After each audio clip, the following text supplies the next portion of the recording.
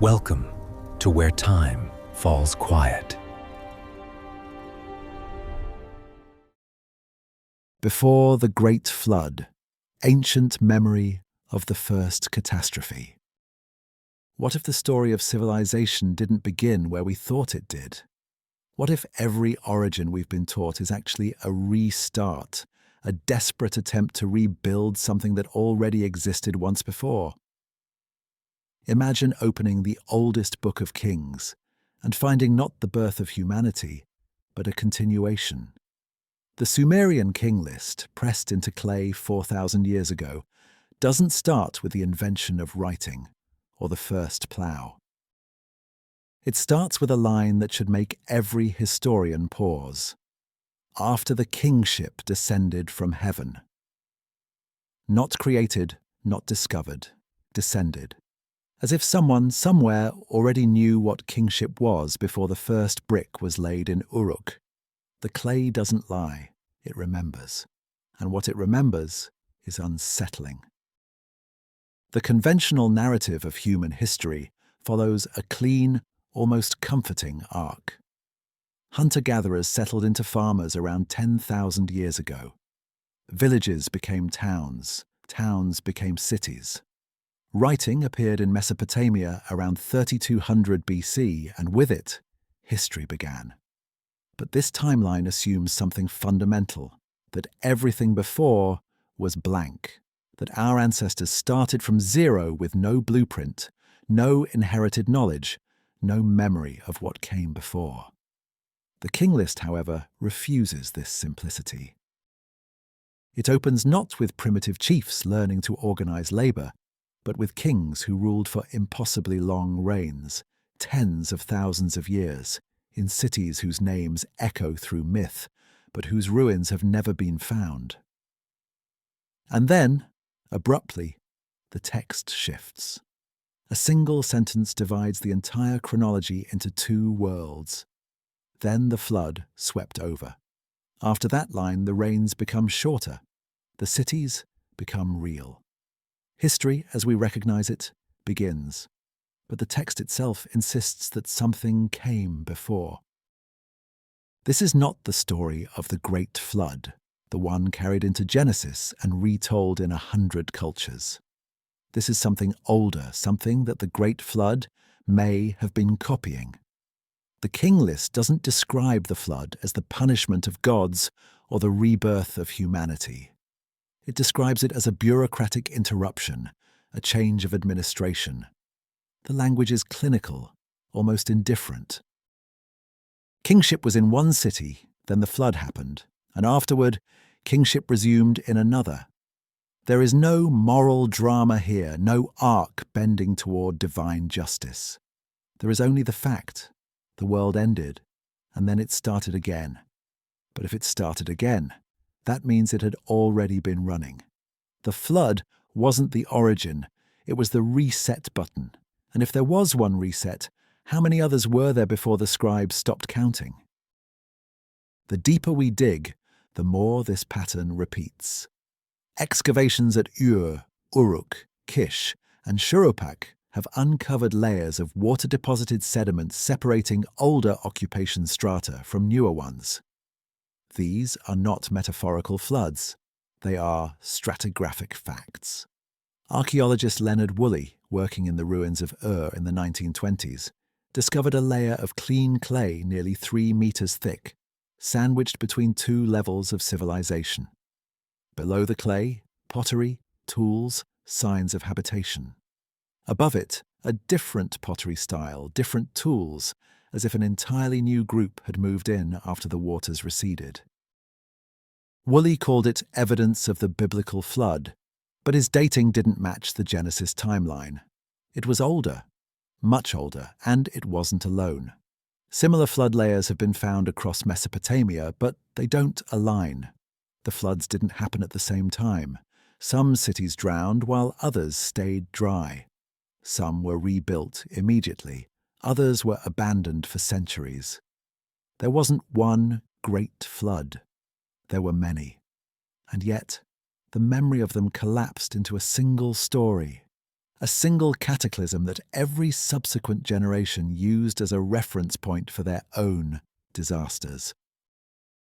This is where history begins to fracture. If the flood was real but not singular, then what are we actually remembering when we tell the story of the deluge?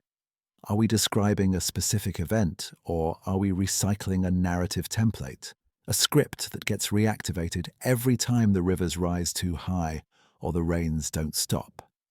The Sumerian King List suggests the latter. It treats the flood not as a unique apocalypse, but as a boundary, a marker between before and after. The kings before the flood are described in the same bureaucratic tone as the kings after, as if both periods were equally real, equally governed, equally civilized. The only difference is that one world ended and the other had to start over. But here's the problem. If the world had to start over, that means it was already advanced enough to need restarting. You don't reset a blank. You reset something that was running.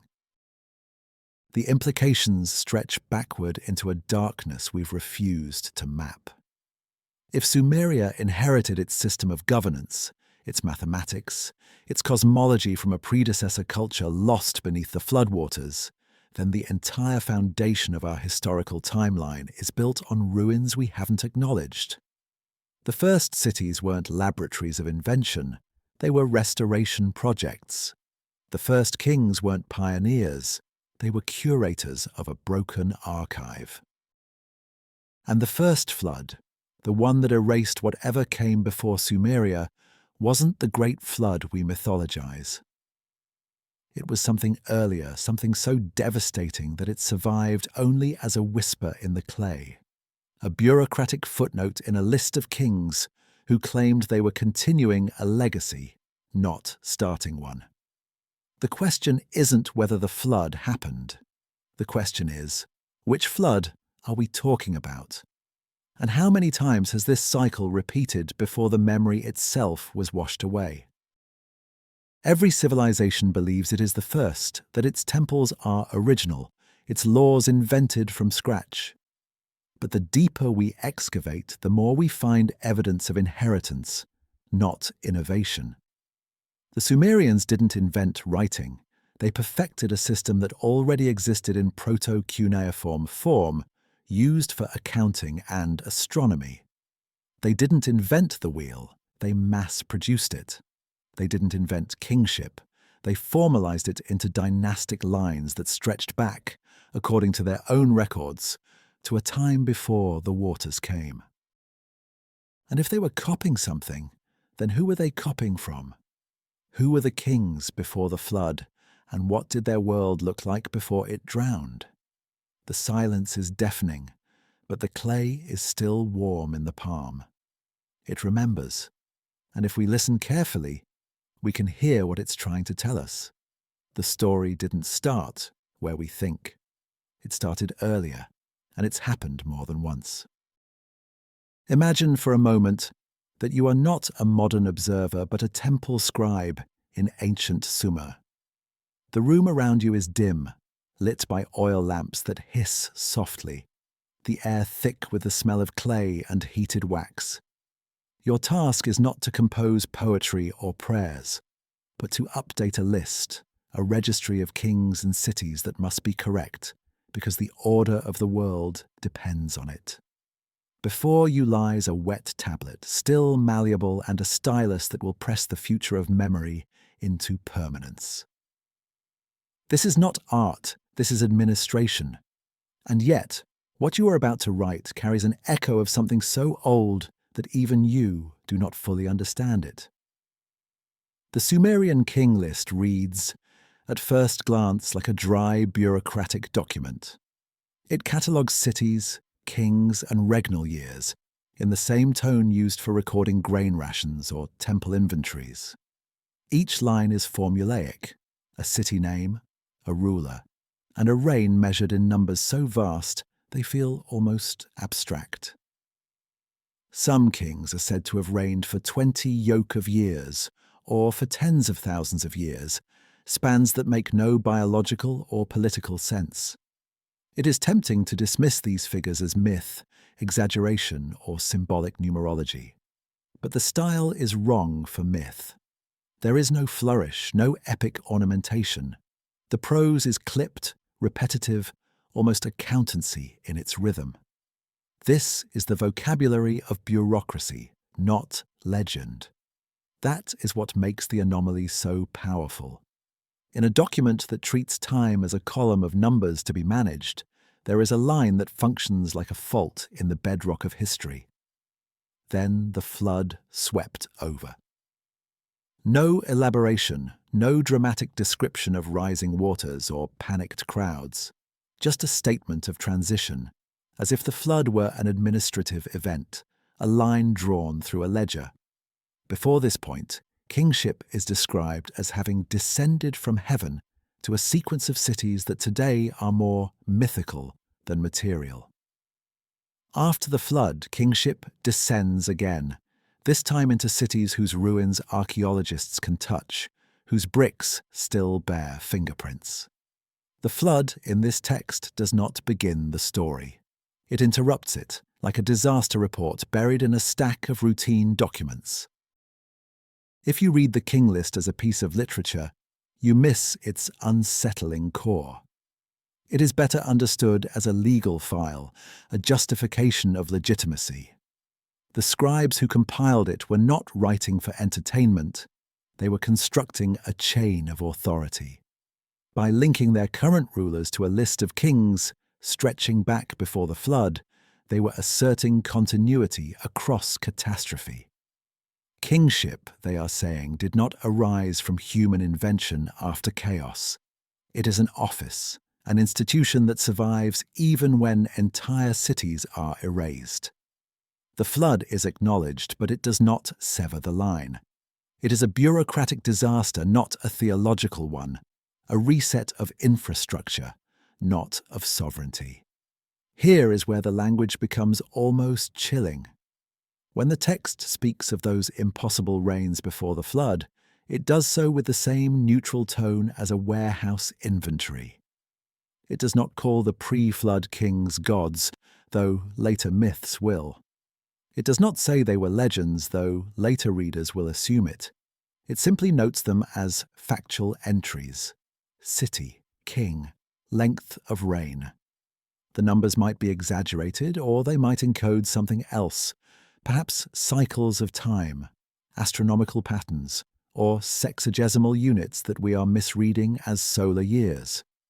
But within the clay logic of the tablet, they are not distinguished from the shorter reigns that come later.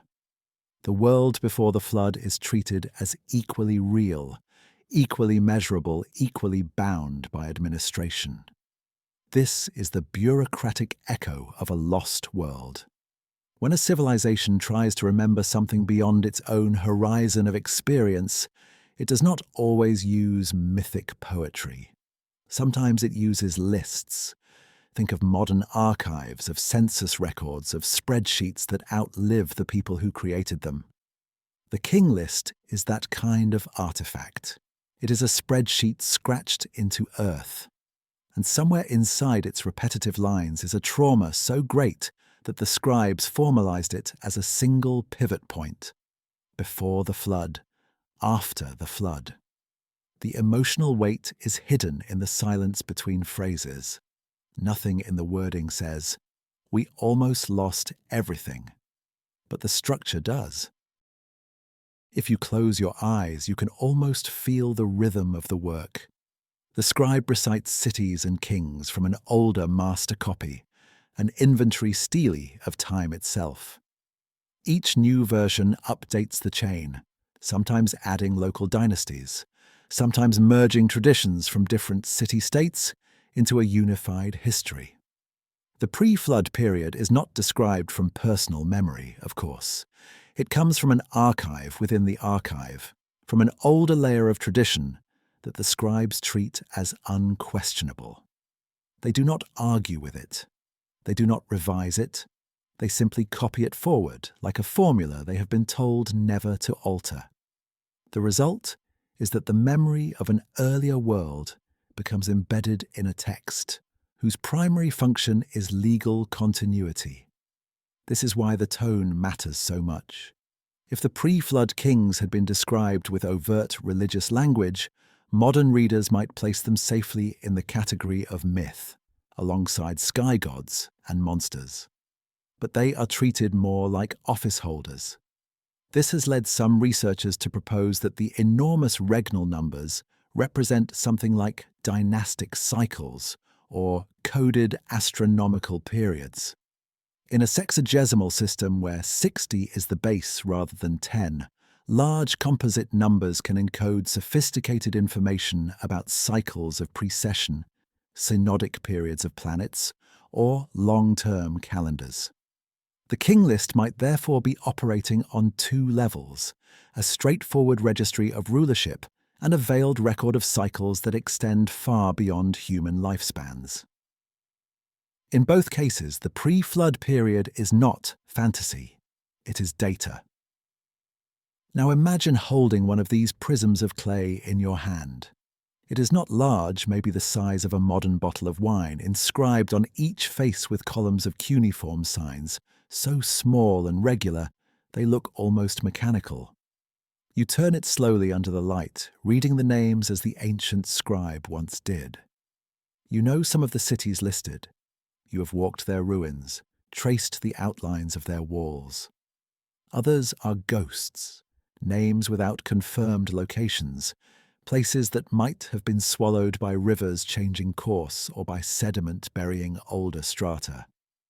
The kings before the flood belong to those ghost cities. They are like whispered surnames in a family that has forgotten its earliest ancestors. They are there, but their houses are gone. The question that presses against the mind is simple and devastating. Why preserve these names at all? Why would meticulous, pragmatic record keepers who expended effort on grain tallies and tax assessments bother to copy and recopy a list of rulers from a world they could no longer see? The answer hinted at by the structure of the document is that legitimacy demanded it. To rule in the present, a king had to be anchored in a chain that reached back into a time that was barely comprehensible. By inheriting the office of kingship, he was also inheriting the memory of a previous cycle of civilization, crystallized not as a story, but as a table of succession. The flood becomes, in this light, not an end but a test. Only those who can claim continuity across it are truly rightful. Behind this legal logic, however, something more human trembles. The very act of writing down the words, "Then the flood swept over," acknowledges a terror that the bureaucratic tone cannot fully mask. It admits that the world as they knew it was vulnerable to sudden, total erasure. Cities could vanish, archives could be drowned, lineages could be broken. The King List exists in part to resist that erasure. It is an act of defiance against geological time. By compressing thousands of years into a single column of entries, the scribes tried to impose order on chaos, to say, even if the waters come, the line of kings will survive on clay. The irony is that what survived most clearly was not the glory of specific kings, but the memory of the catastrophe that separates them. Notice how different this is from later mythic treatments of the flood. When the story is retold in epic form, it gains emotion, dialogue, divine quarrels, and moral framing. The flood becomes a punishment for human noise or corruption, an instrument wielded by gods who regret, reconsider, and finally promise not to repeat the total destruction. That is narrative. That is theology. But the King List stands apart from that tradition, colder, and in some ways more honest. It does not explain why the flood happened. It only insists that it did, and that the institution of kingship bridged the gap. In doing so, it preserves an older layer of memory, one untouched by later theological editing. When we speak of kings before the flood, then we are not only borrowing a phrase from myth, we are engaging with a specific kind of evidence, administrative evidence. The kings before the flood are not legendary heroes in this text. They are entries in what amounts to a civil registry. This alone should slow us down, because if what is being echoed here is a real, structured, organized world that existed before a major inundation, then the usual habit of treating pre-flood narratives as pure fantasy collapses. The flood, in this frame, is not the boundary between superstition and history. It is a seam within history itself, stitching together two phases of an ongoing project called civilization. At this point, you might ask yourself a disturbing question. If our own bureaucracies, our own databases and archives were to be buried by a future cataclysm, what would survive for the next cycle to find? A fragment of a tax ledger, a shard of an identification card, a rusted plaque listing officials in some government building. Someone thousands of years from now could reconstruct our leaders, our cities, our timelines from those dry documents and miss almost everything about what it felt like to live now. And yet, in those bureaucratic leftovers, a pattern of continuity would persist. The King List is that kind of leftover, a shard from a previous round. The unsettling possibility is that the kings before the flood are not unique. They may themselves be inheritors of an even earlier chain, one that did not survive the first time the waters came. In that sense, the list is both archive and gravestone. It commemorates an older order while simultaneously overwriting it with a newer sequence of rulers. Each recopied version is an act of both remembrance and amnesia. What is preserved with precision are the formal titles and durations. What is lost are the stories, the textures, the sounds of that vanished world. The flood erases voices. The clay keeps only names.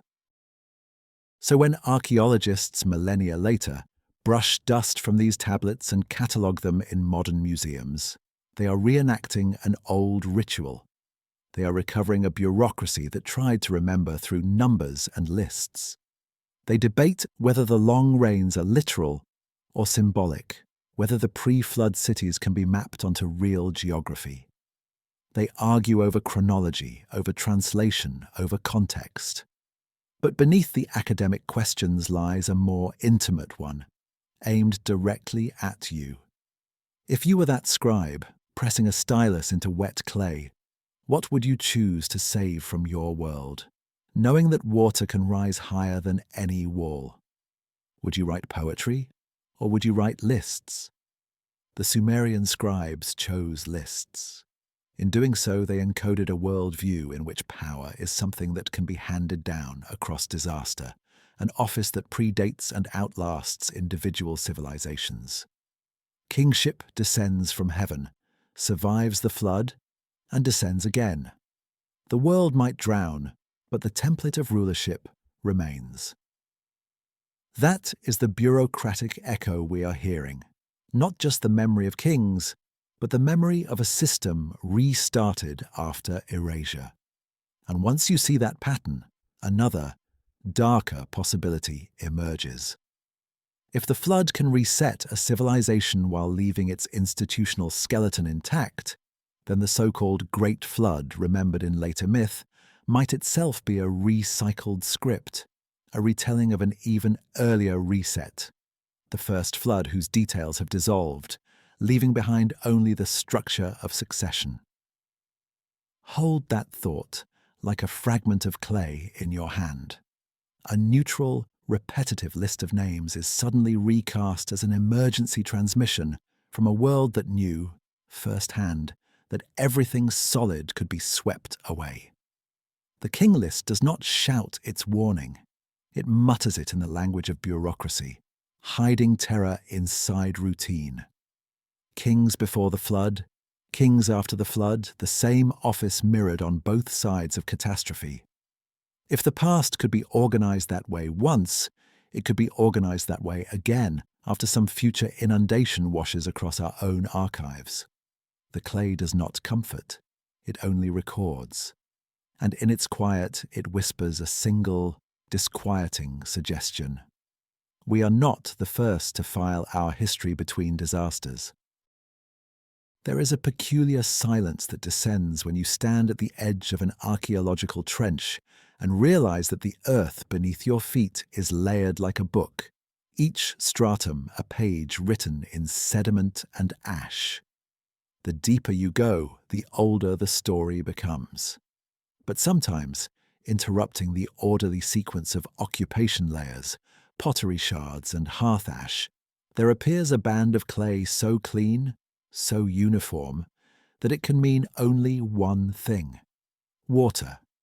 Not the gradual accumulation of seasonal floods, but a violent, sustained inundation that swept away everything in its path and left behind only silence pressed into mud. This is not metaphor. This is stratigraphy. And when the same pattern repeats across multiple sites, separated by hundreds of kilometers, the simple story of a single great flood begins to fracture. Leonard Woolley, excavating the royal tombs of Ur in the late 1920s, encountered one of these sterile clay layers and immediately recognized its significance. He had descended through strata rich with artifacts, the debris of daily life in one of humanity's earliest cities, when suddenly the object stopped. Below him stretched nearly 3 meters of clean alluvial clay, devoid of pottery, tools, or any sign of human presence. It was as if the city had been erased, buried under a sheet of water-deposited sediment that took years to settle. Beneath that clay layer, however, were older artifacts, remnants of an earlier occupation that predated the flood by centuries. Woolley believed he had found physical evidence of the biblical deluge, the event that supposedly drowned the world and forced Noah into his ark. But the dating was wrong, and more troublingly, the flood layer at Ur did not align with similar deposits found elsewhere in Mesopotamia. At Kish, excavators found their own flood stratum, but it belonged to a different period entirely. The pottery styles above and below the clay did not match those at Ur, suggesting that the inundation at Kish happened either earlier or later, in a time frame that could not be reconciled with Woolley's findings. At Shuruppak, ancient home of the flood hero Ziusudra in Sumerian tradition, yet another water-laid sediment appeared in the archaeological record, but again its chronology diverged. The floods were real, stratified facts embedded in the earth, but they were not synchronous. Some cities drowned while others remained dry. Some were rebuilt immediately by the same population. Others lay abandoned for generations before new settlers arrived. The geology was refusing to cooperate with the myth of a single, world-ending deluge. This multiplicity is deeply unsettling because it challenges the core assumption embedded in flood narratives across cultures, that the catastrophe was universal, simultaneous, and singular. The story we inherit from Genesis, from the Epic of Gilgamesh, from countless oral traditions insists on totality. The waters covered the mountains, all life perished except for a chosen few preserved in a vessel. It is a clean narrative, morally coherent and cosmologically absolute. But the earth tells a messier story. The earth says there were many floods, localized but devastating, each capable of erasing a city, drowning its fields, and scattering its population. Over centuries, these discrete disasters may have collapsed in cultural memory into a single archetype, a template of catastrophe that could be invoked and retold whenever the rivers rose too high. Consider what this means for the concept of the first flood.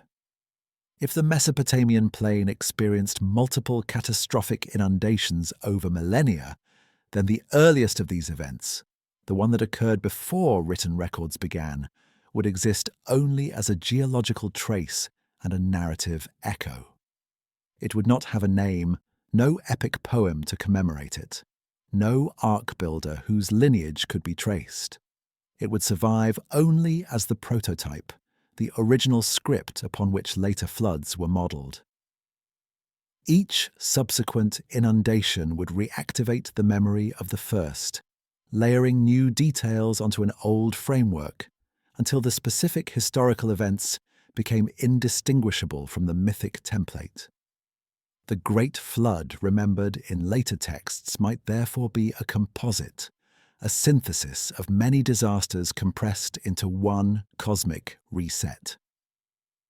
The geology supports this layering hypothesis in ways that are almost uncomfortably precise. Sediment analysis from the Tigris and Euphrates floodplains shows evidence of multiple high-magnitude flooding events during the Holocene, the geological epoch that began roughly 12,000 years ago after the last ice age. Some of these floods were caused by localized weather systems, intense seasonal rains that overwhelmed riverbanks. Others were triggered by upstream dam failures, natural levees giving way under pressure and releasing catastrophic torrents downstream. Still others may have been linked to broader climatic shifts, periods when changing precipitation patterns turned fertile plains into temporary inland seas. Each of these mechanisms left a distinct signature in the sediment: grain size, mineral composition, the presence or absence of organic material. When archaeologists cross-reference these signatures with the occupation layers at ancient sites, a pattern emerges not of one flood, but of a cycle of floods punctuating the slow rise of urban civilization. But here is where the narrative becomes more complex and more haunting. If we accept that the flood was not a singular event, then we must also accept that the memory of it was not passive. Memory is an active process, a constant rewriting of the past to serve the needs of the present. Every time a city flooded, its survivors had a choice: interpret the disaster as random misfortune, or understand it as part of a larger pattern, a recurrence of something that had happened before. The Sumerian King List, with its formulaic mention of the flood as a dividing line, suggests that the scribes chose the latter. They embedded the flood into their political chronology not as a unique apocalypse, but as a recognized category of disaster, something that had happened before kingship began and could, implicitly, happen again.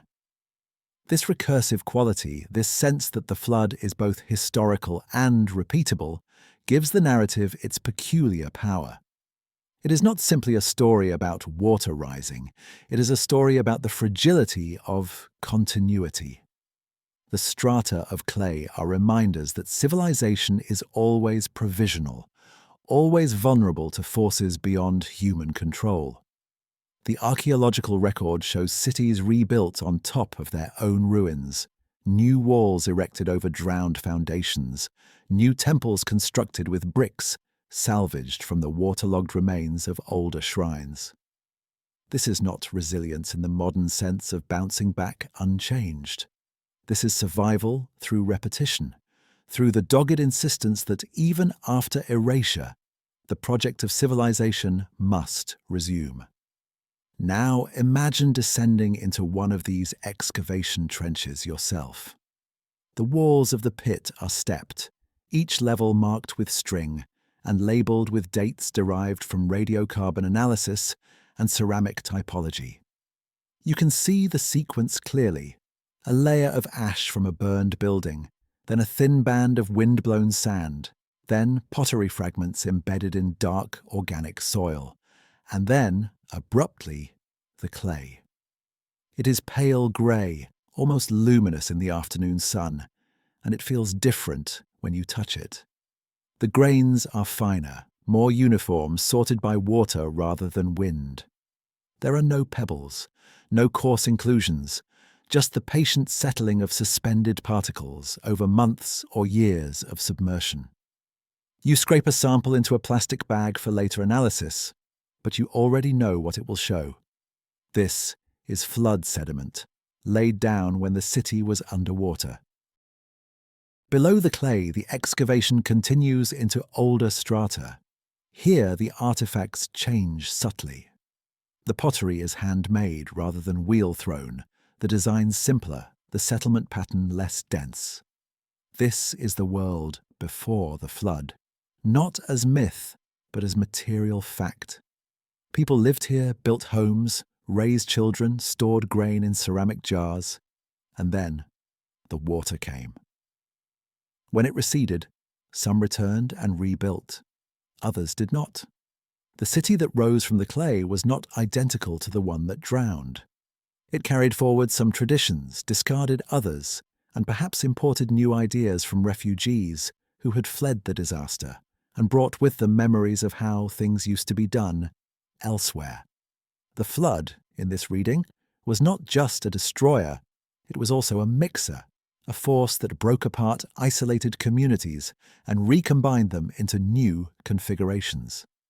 This geological perspective complicates the mythic narrative in productive ways. If the flood was not a single divine judgment but a recurring natural hazard, then the survivors were not chosen by moral virtue but by geography, timing, and sheer luck. Some cities sat on higher ground, others had better drainage. Some populations had the resources to rebuild quickly, others fragmented and were absorbed into neighboring groups. Over generations, these differences in outcome would be interpreted theologically. The cities that survived would see their resilience as evidence of divine favor. The cities that perished would be remembered as places punished for some forgotten transgression. The geology, however, suggests a more prosaic explanation. The rivers flooded, and those who lived too close to the water paid the price.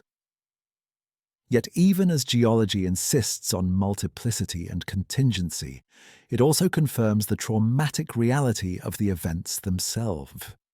The clay layers are not metaphors. They represent actual disasters that killed people, destroyed homes, and forced entire communities to start over. The emotional weight of those experiences would have been immense.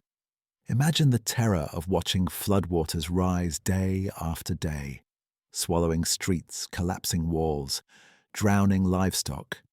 Imagine the grief of returning weeks later to find your home buried under mud, your possessions ruined, your neighbors scattered or dead.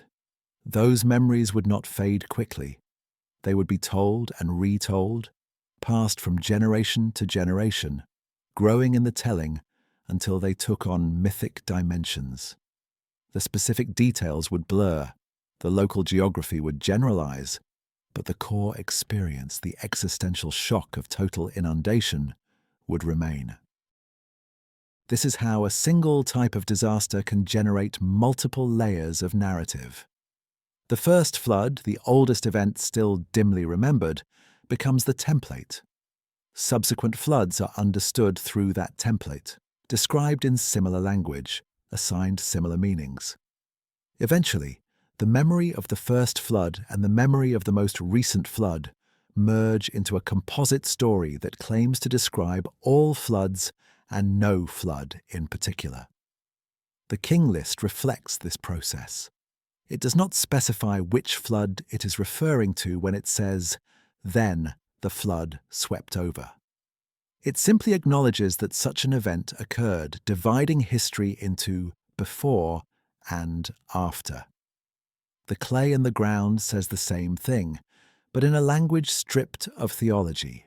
There was occupation, then water, then occupation again. What happens then when we try to identify the first flood in this sequence?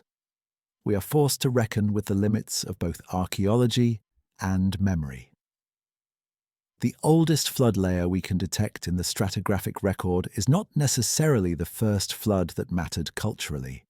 It is simply the oldest one that left a visible trace in the specific sites we have excavated. There may have been earlier floods that destroyed settlements we have not yet found, or whose remains lie buried too deep beneath alluvial plains for us to reach. The first flood, in this sense, recedes perpetually into the past, always older than the last piece of evidence we uncover. It is an event that exists more as a logical necessity than as a recoverable fact. If there were many floods, there must have been a first. But finding it, isolating it from the geological background noise of a dynamic river system, may be impossible. And yet, the search for that first flood is not futile. Even if we cannot pinpoint the exact date or location, the geological evidence confirms that the narrative tradition preserves a real pattern of catastrophe. The floods were not invented to explain the world. They were experienced, survived, and encoded into cultural memory through stories, king lists, and ritual practices. The earth in its strata validates the core of the myth, even as it complicates the details. There was water, there was destruction, there was survival and rebuilding. The story is true, even if it is not simple. The geology refuses the simple story, but in doing so, it offers something deeper, a record of resilience, written in layers of clay that remember when the world drowned and then, slowly, painfully, came back to life. What if the flood we remember is not the flood that mattered most?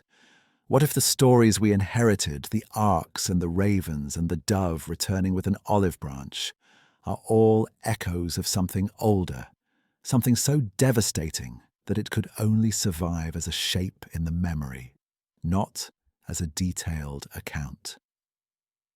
There is a gap in the historical record, a silence between the end of the last ice age and the sudden appearance of complex societies in river valleys across the world. In that gap, something happened. The geological evidence suggests it was water, rising faster and higher than any seasonal flood, redrawing coastlines, drowning river deltas, and forcing populations to flee inland or perish. This event, if we can even call it a single event, has no name in the historical record because it occurred before there were scribes to record it. But its shadow is everywhere. The timeline is critical to understanding why this catastrophe remains nameless. The last ice age ended approximately 12,000 years ago, triggering a period of rapid climatic change known as the Younger Dryas, and its subsequent warming phase. During this transition, massive ice sheets covering northern Europe and North America began to melt, releasing staggering volumes of water into the world's oceans. Sea levels rose by more than 100 meters over the course of several millennia, but the process was not gradual or uniform. There were pulses, sudden accelerations caused by the collapse of ice dams or the rapid disintegration of glacial shelves. Each pulse would have inundated coastal plains within days or weeks, erasing river mouths, drowning settlements, and turning familiar landscapes into shallow seas. For populations living along these coasts, the experience would have been apocalyptic. This is not speculation. Marine archaeology and bathymetric surveys have revealed extensive evidence of submerged landscapes along continental shelves worldwide.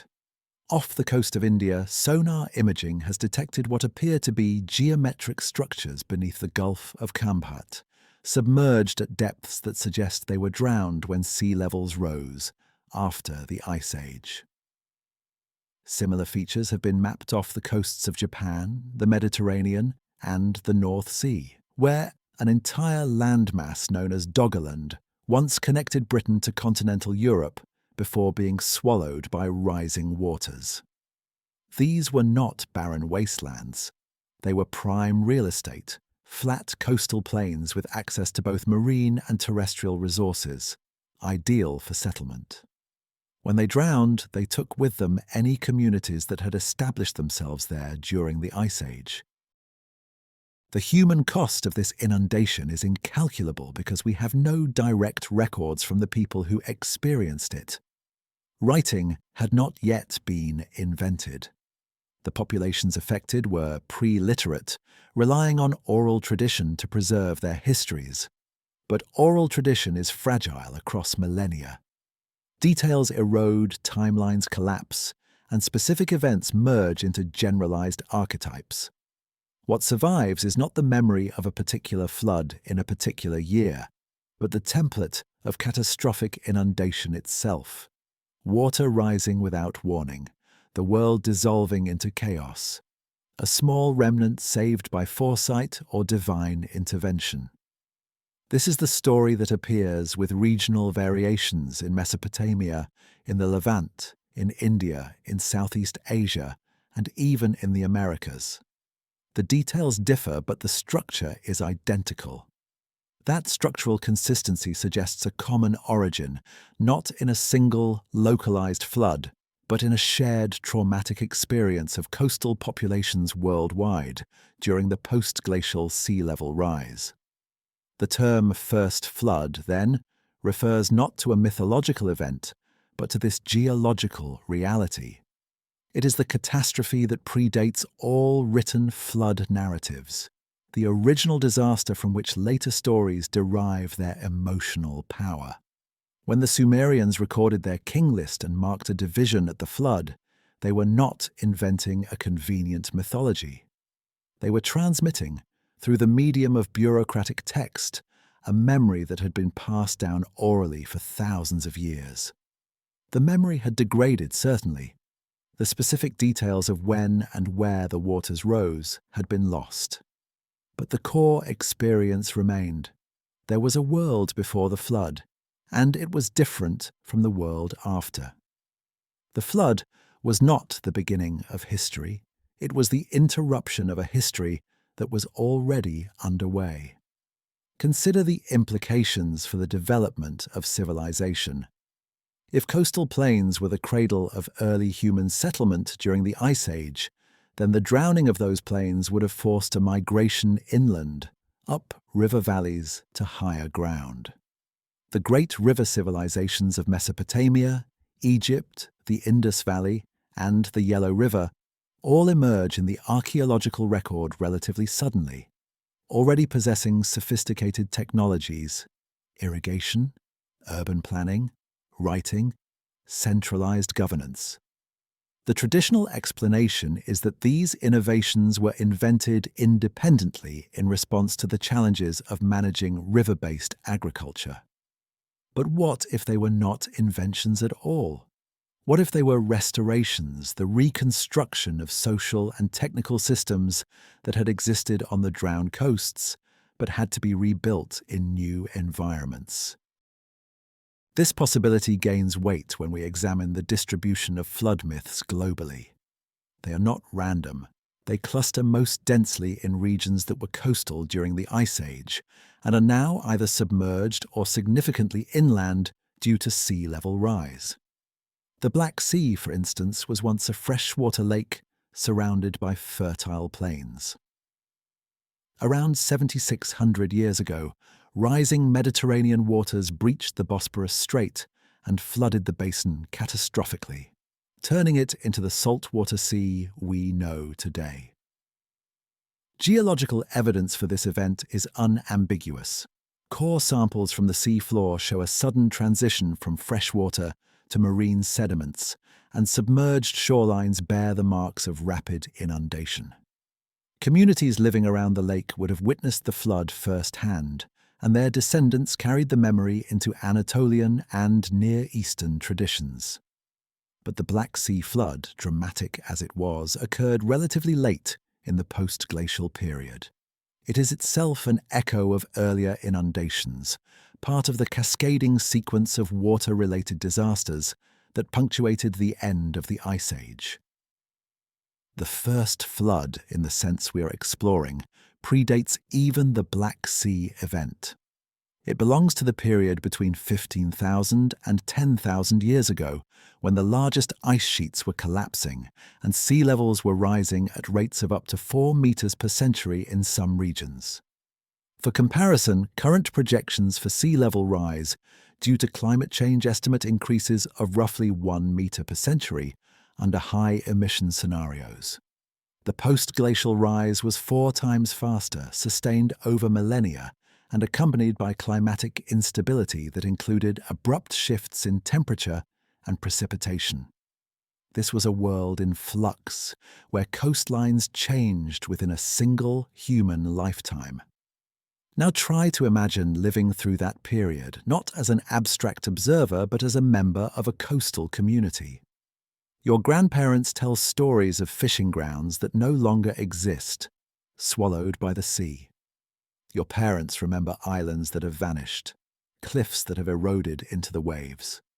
During your own lifetime, you watch the shoreline retreat inland, year by year, swallowing beaches, marshes, and eventually the lowest lying fields.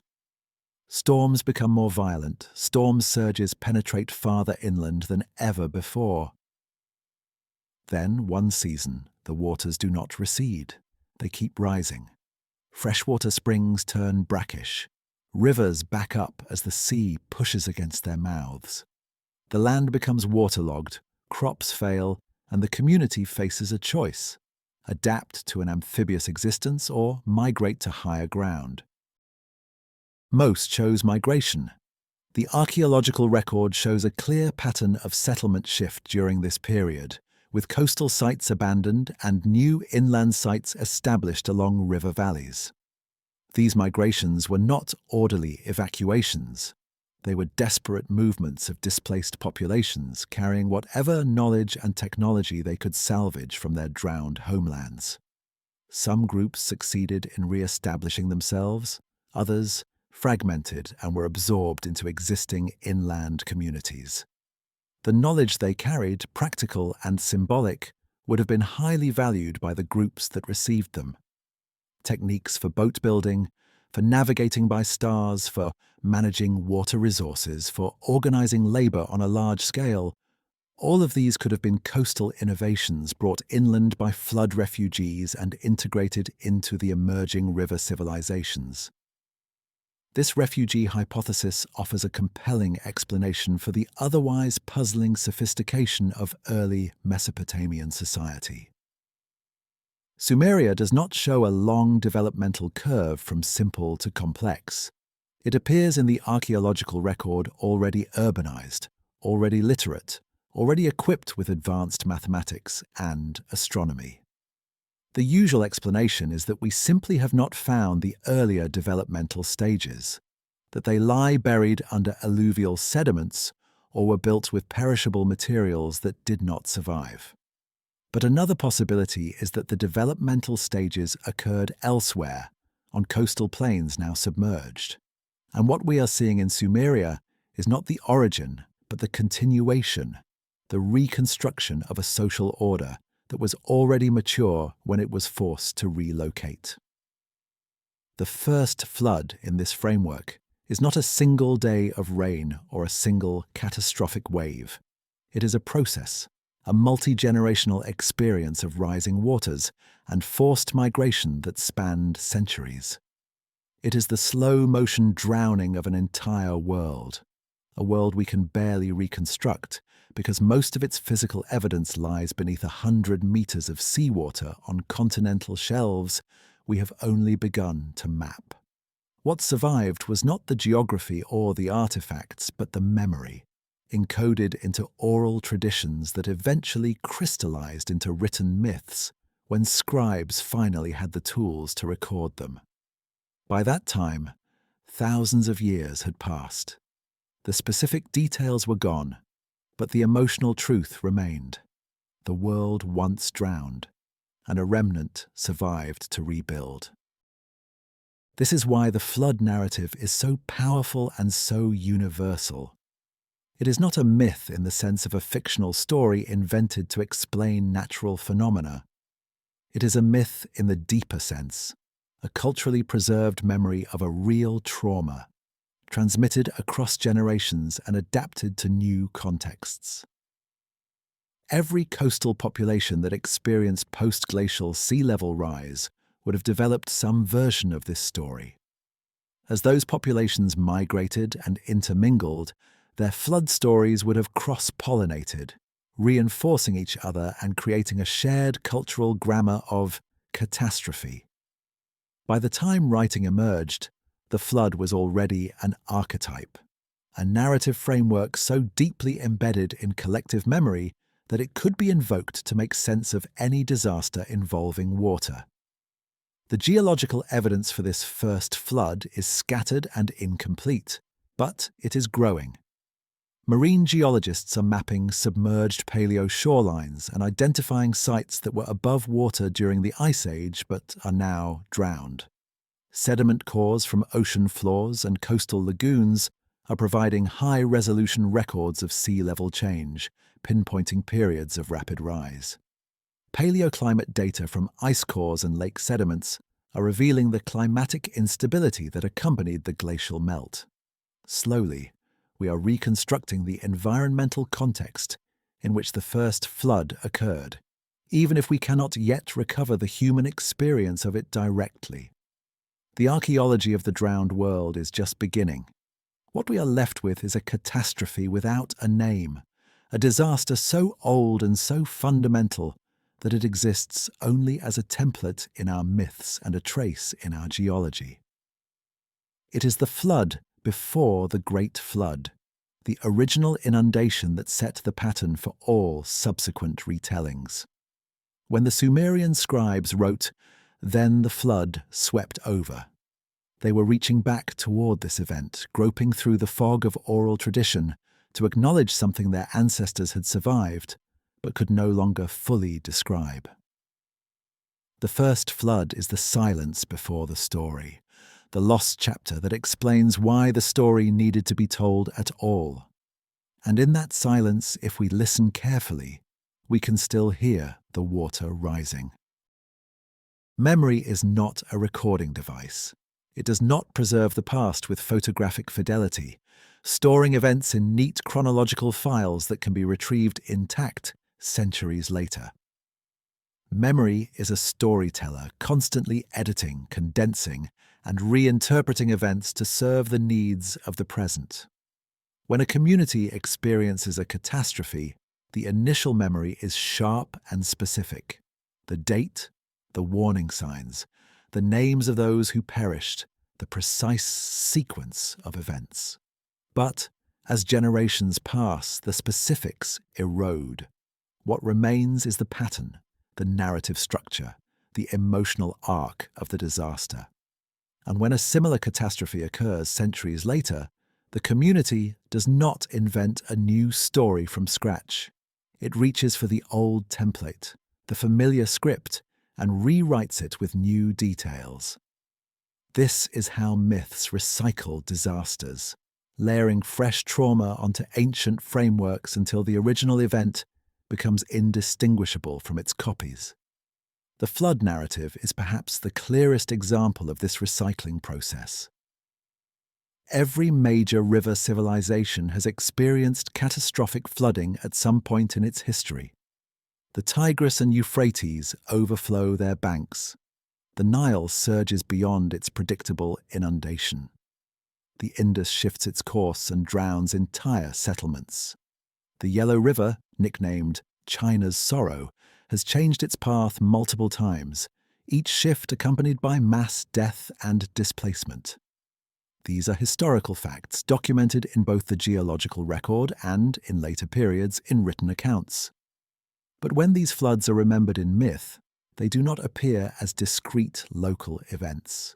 They appear as universal deluges, world-ending catastrophes that erase all but a chosen remnant. The specificity of place and time dissolves, replaced by a cosmic drama of sin, judgment, and renewal. This transformation from historical event to mythic archetype follows a predictable pattern. The first generation after the flood remembers it as a specific disaster. The flood that destroyed this city in this year. caused by these weather conditions. The second generation hears the story from their parents and adds their own interpretation, perhaps framing it as divine punishment or warning. The third generation, further removed from the original experience, begins to conflate it with older stories of floods their ancestors survived, stories passed down from grandparents who spoke of waters that came in their own youth. By the fourth or fifth generation, the boundaries between separate floods have blurred. What emerges is a composite narrative, a master story of the flood that incorporates elements from multiple events, but claims to describe a single catastrophe. The Sumerian King List demonstrates this recycling mechanism with remarkable clarity. The text acknowledges that kingship existed both before and after the flood, but it provides no narrative detail about the flood itself. It is simply a marker, a line of demarcation between two periods of governance. This lack of elaboration is significant because it suggests the flood reference is functioning more as a chronological tool than as a theological statement. The scribes are not telling the flood story. They are invoking it, using it as a known reference point that their audience would immediately understand. The assumption is that everyone already knows what the flood means, because the template has been activated so many times in living memory and oral tradition that it has become shorthand for catastrophic interruption. When the flood narrative does receive full literary treatment, as in the Epic of Gilgamesh, the recycling process becomes even more visible. The epic incorporates the flood story not as its central theme, but as a nested tale, told by the immortal Utnapishtim to the hero Gilgamesh. Utnapishtim describes how the gods decided to destroy humanity with a deluge, how he was warned by the god Ea to build a boat and preserve living creatures, how the waters rose for 7 days and nights, and how he eventually landed on a mountain and released birds to find dry land. Every element of this story has parallels in earlier Sumerian texts and later Akkadian versions, suggesting that the narrative was already standardized, already functioning as a cultural template by the time it was incorporated into the Gilgamesh epic. The story was not composed, it was copied, adapted, and inserted into a new context. This adaptability is the key to understanding how myths recycle disasters. A flood story, once established as a cultural narrative, becomes available for reuse whenever a new flood occurs. The community does not need to invent new explanations or new emotional frameworks. They already have a script that tells them what the flood means. It is a cosmic reset, a purging of corruption, a test of righteousness, a renewal of the covenant between humans and the divine. The specific details can be updated to match the current event, new heroes can be inserted, local geography can be substituted, but the underlying structure remains constant. This is not laziness or lack of imagination. It is a sophisticated form of cultural memory management, a way of maintaining continuity across ruptures by reinterpreting new traumas through the lens of old ones. The process is recursive. Each retelling of the flood story reinforces the template, making it more available, more recognizable, and more authoritative for future retellings. Over time, the template becomes so deeply embedded in the culture that it shapes how people experience and interpret floods as they happen. When the waters rise, survivors do not simply react with panic and confusion. They also recognize the event as a flood, with all the symbolic and narrative weight that term carries in their tradition. They know because their myths have told them that floods are not random. They are purposeful, meaningful, part of a larger pattern of destruction and renewal. This knowledge influences how they respond, how they organize survival efforts, and how they remember the event afterward. Consider the implications for historical accuracy. If every recorded flood narrative is actually a composite, layered with details from multiple events and structured according to a pre-existing template, then we cannot read these texts as straightforward accounts of specific disasters. They are more like palimpsests, documents that have been written over multiple times, each layer partially erasing and partially preserving the layers beneath. The Great Flood described in Genesis, for instance, draws on Mesopotamian sources, which in turn draw on older Sumerian traditions, which likely preserve memories of post-glacial sea level rise, filtered through centuries of later local floods. Trying to identify a single historical flood that matches the biblical account is therefore a category error. The account does not describe one flood. It describes the archetype of flooding, the cultural memory of water as destroyer and renewer, distilled from countless real events into a single mythic narrative. This does not mean the myths are false. It means they are true in a different way than we typically assume. They preserve not the factual details of specific disasters, but the emotional and existential truth of living in a world where catastrophic flooding is a recurring threat. They encode survival strategies, moral frameworks for understanding why disasters happen, and rituals for restoring order after chaos. In this sense, the recycled myth is more valuable than a purely factual account would be, because it is applicable to every flood, not just the original one. It is a living document, continuously updated through reuse, that helps communities make sense of unpredictable environmental violence. The recycling process also explains why flood myths from different cultures share so many common elements despite geographical separation.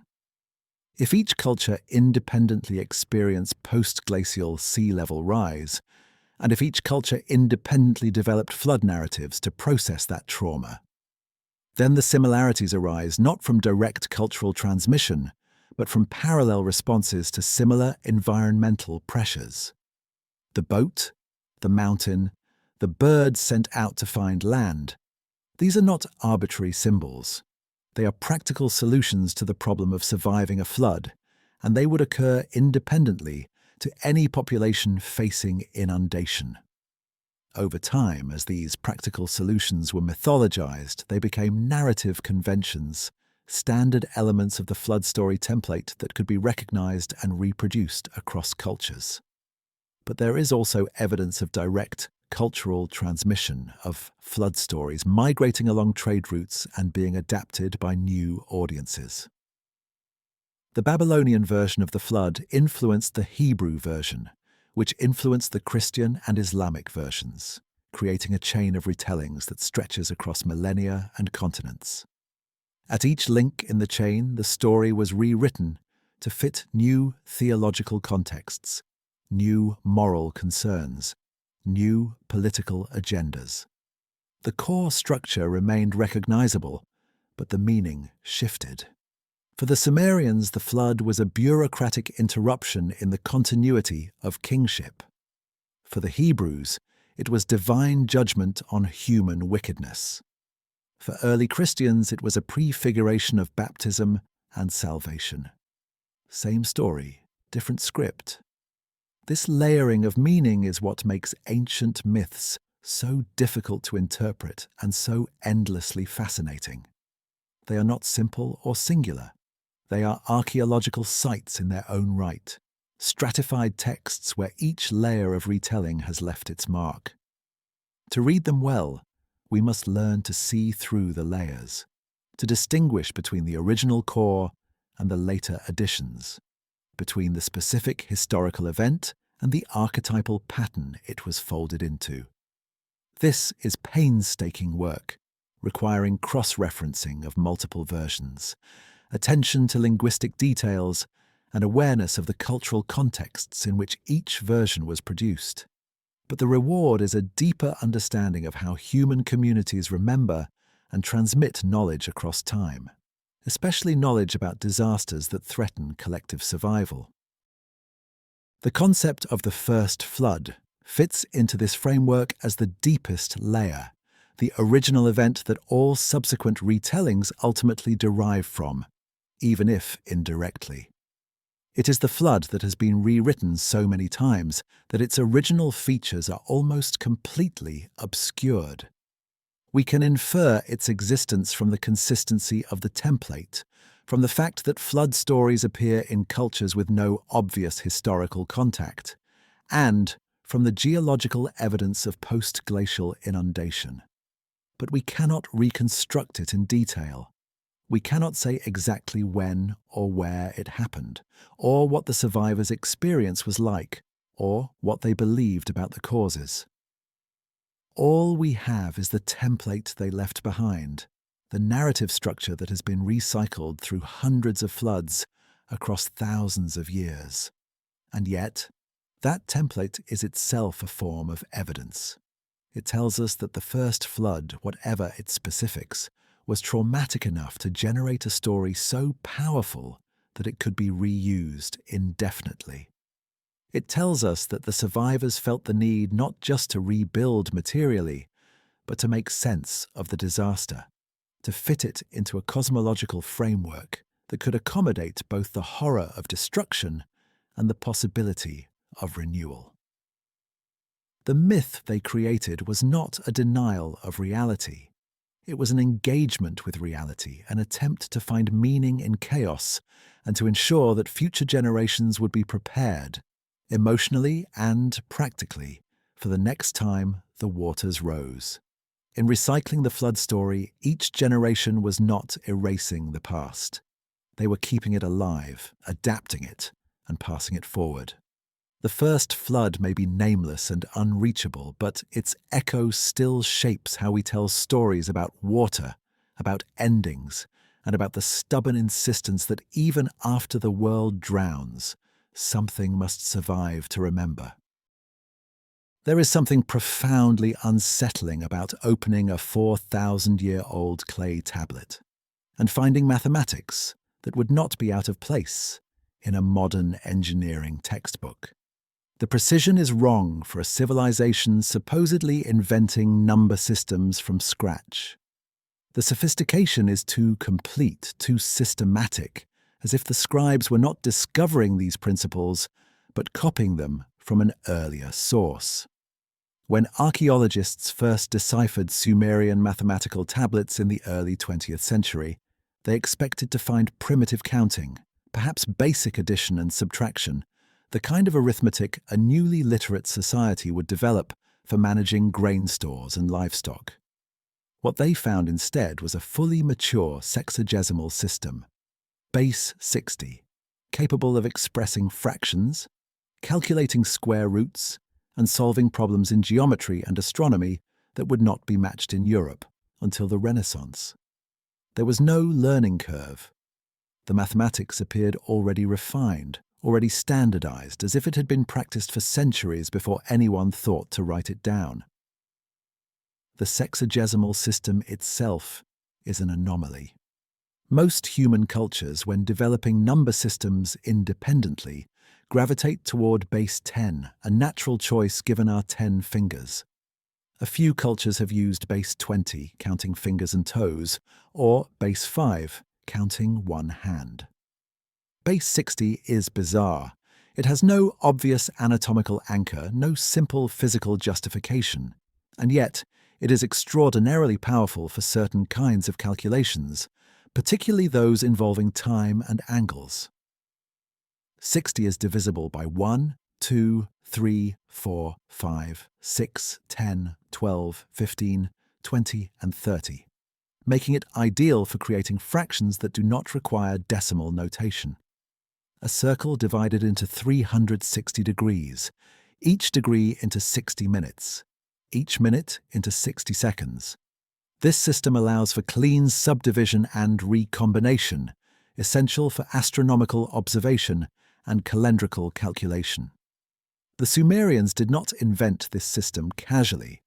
They inherited it, or they reconstructed it from fragments of an earlier tradition that already understood its utility. Consider the tablet known as Plimpton 322, housed in a collection at Columbia University. It is a small clay rectangle broken on one edge, inscribed with 4 columns of numbers arranged in 15 rows. For decades after its discovery, scholars debated its purpose. Some thought it was an accounting ledger, others a teacher's exercise in arithmetic. Then, in the 1940s, mathematicians recognized what they were looking at: a table of Pythagorean triples, sets of 3 integers that satisfy the equation relating the sides of a right triangle. The tablet lists these triples in a systematic order, generated not by trial and error, but by algorithmic methods that imply a deep understanding of number theory.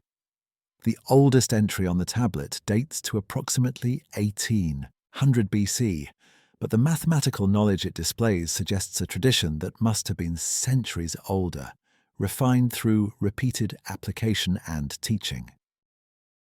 This is not the mathematics of a society learning to count. This is the mathematics of engineers and astronomers, people who needed to calculate the movements of celestial bodies, to design irrigation canals with precise gradients, to construct temples aligned to specific stellar risings.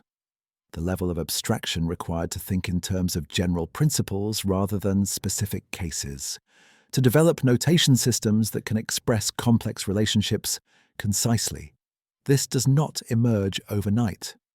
It requires institutions, schools, where knowledge is transmitted systematically across generations, where students are drilled in techniques until they become second nature. The Sumerian tablets provide evidence of such institutions, scribal schools where young apprentices copied mathematical problems and solutions as part of their training.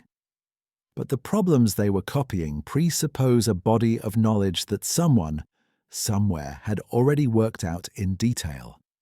The astronomical applications of this mathematics are particularly revealing.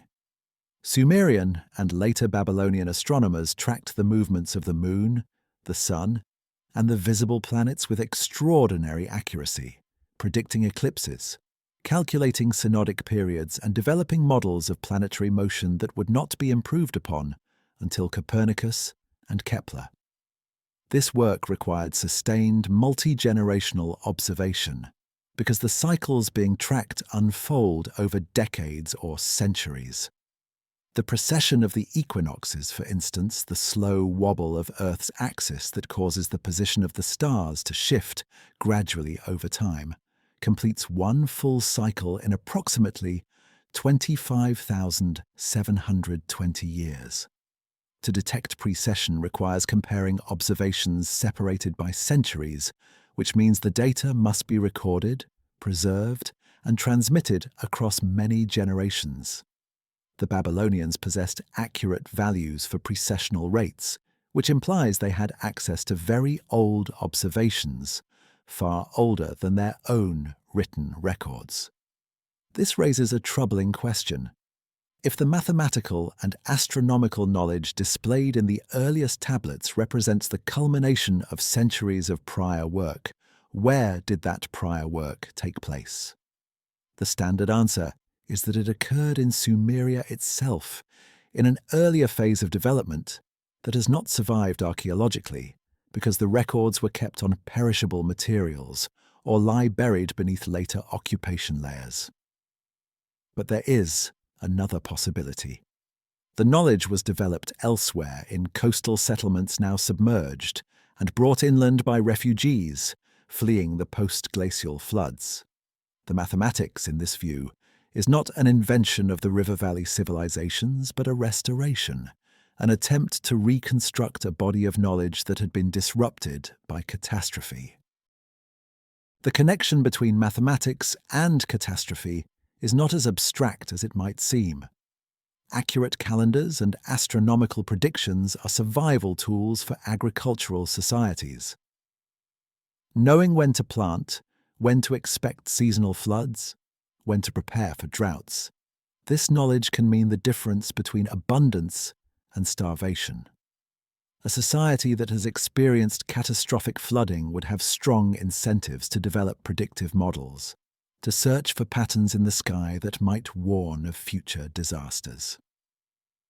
The sexagesimal system, with its emphasis on cyclical time and precise subdivision of the year, is ideally suited for this purpose. It allows astronomers to track repeating cycles, to predict when celestial configurations will recur, and to build long-term calendars that remain accurate across generations. If this system was refined in response to environmental instability, then its sophistication is not surprising. It is the product of necessity, of a culture desperate to impose order on a chaotic world. The mathematical tablets also reveal something else, a preoccupation with large numbers and long spans of time. Some texts list regnal periods for pre-flood kings, in terms that, if taken literally, extend tens of thousands of years. Modern scholars typically interpret these as symbolic or mythological, but another reading is possible. If the numbers are understood as sexagesimal multiples or as coded references to astronomical cycles, they may encode real information about long-term patterns. The number 3600, for instance, appears repeatedly in Sumerian chronologies and has been linked to the precessional cycle, which advances 1 degree every 72 years. Multiply 72 by 50 and you get 3600, a convenient unit for tracking slow celestial movements. The enormous regnal periods in the King List might therefore be describing not individual lifetimes, but dynastic cycles measured in precessional units, a way of linking political chronology to cosmic time. This habit of thinking in cosmic scales suggests a culture acutely aware of deep time, of processes that unfold over millennia rather than years. Such awareness does not arise from casual stargazing. It requires sustained effort, institutional memory, and a compelling reason to care about patterns that will not complete within a human lifetime. The reason hinted at in the flood narratives is that understanding these patterns might allow prediction of future catastrophes. If the stars mark the timing of the last flood, they might mark the timing of the next. This is speculative, of course, but it explains why a society recovering from disaster would invest so heavily in astronomy and mathematics. They were trying to build an early warning system, a way to see the next catastrophe coming. Now imagine holding one of these mathematical tablets, feeling the slight roughness of the clay surface, the shallow indentations of the cuneiform script. The scribe who wrote this was probably a young student, copying exercises from a master text, drilling multiplication tables and problem sets until the procedures became automatic. He did not invent the mathematics he was learning. He was being trained in a tradition, initiated into a body of knowledge that his teachers had received from their teachers, stretching back in an unbroken chain to some original moment of insight or discovery. But where was that moment? When did the first mathematician recognize that 60 was the ideal base for a number system? When did the first astronomer realize that the movements of the planets followed predictable patterns? The tablets do not say. They assume the knowledge is already established, already authoritative. This assumption of prior authority is itself revealing. It suggests that the Sumerian scribes understood themselves as custodians of inherited knowledge rather than pioneers. Their job was not to innovate, but to preserve, to ensure that the mathematics survived in usable form for future generations. In a post-catastrophe context, this makes perfect sense.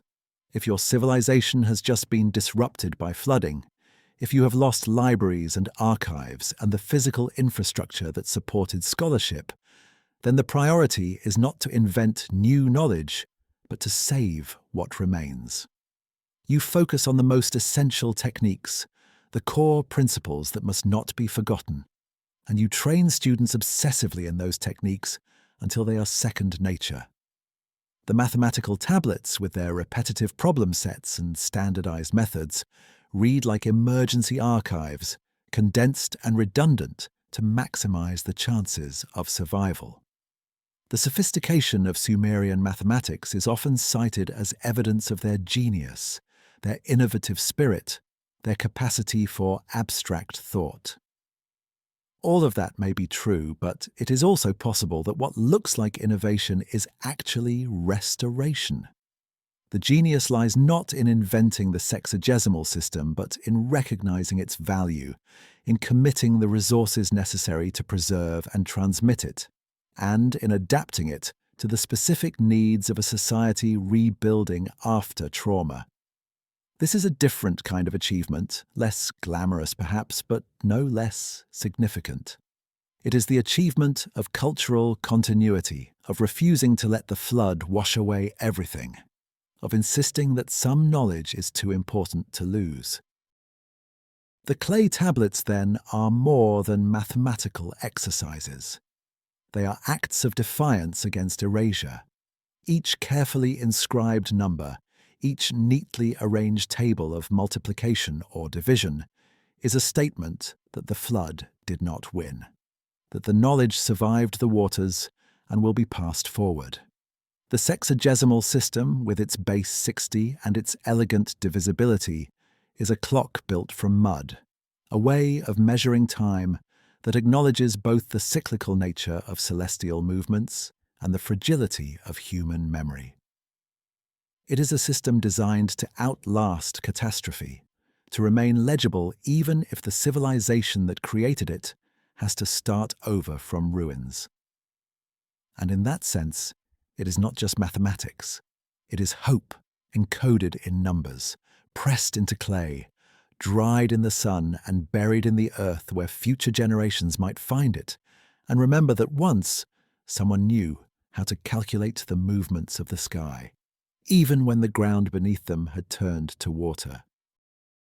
Language is a living archive, carrying within its structure the fossilized remains of experiences so old that no other record survives.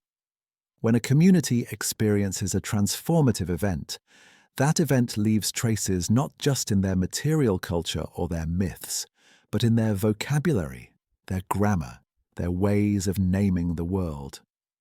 Over time, as languages evolve and diverge, these linguistic traces become harder to detect, buried beneath layers of sound change and semantic drift. But they do not disappear entirely. They persist as anomalies, as words that seem too technical or too specific for their apparent age, as grammatical patterns that encode distinctions no longer relevant to the culture using them. When we find clusters of such anomalies across unrelated language families, all pointing toward the same semantic field, we may be looking at the linguistic equivalent of fossil evidence, remnants of a shared experience so fundamental that it shaped how entire populations learned to speak about reality. The vocabulary of water and catastrophe is one such field.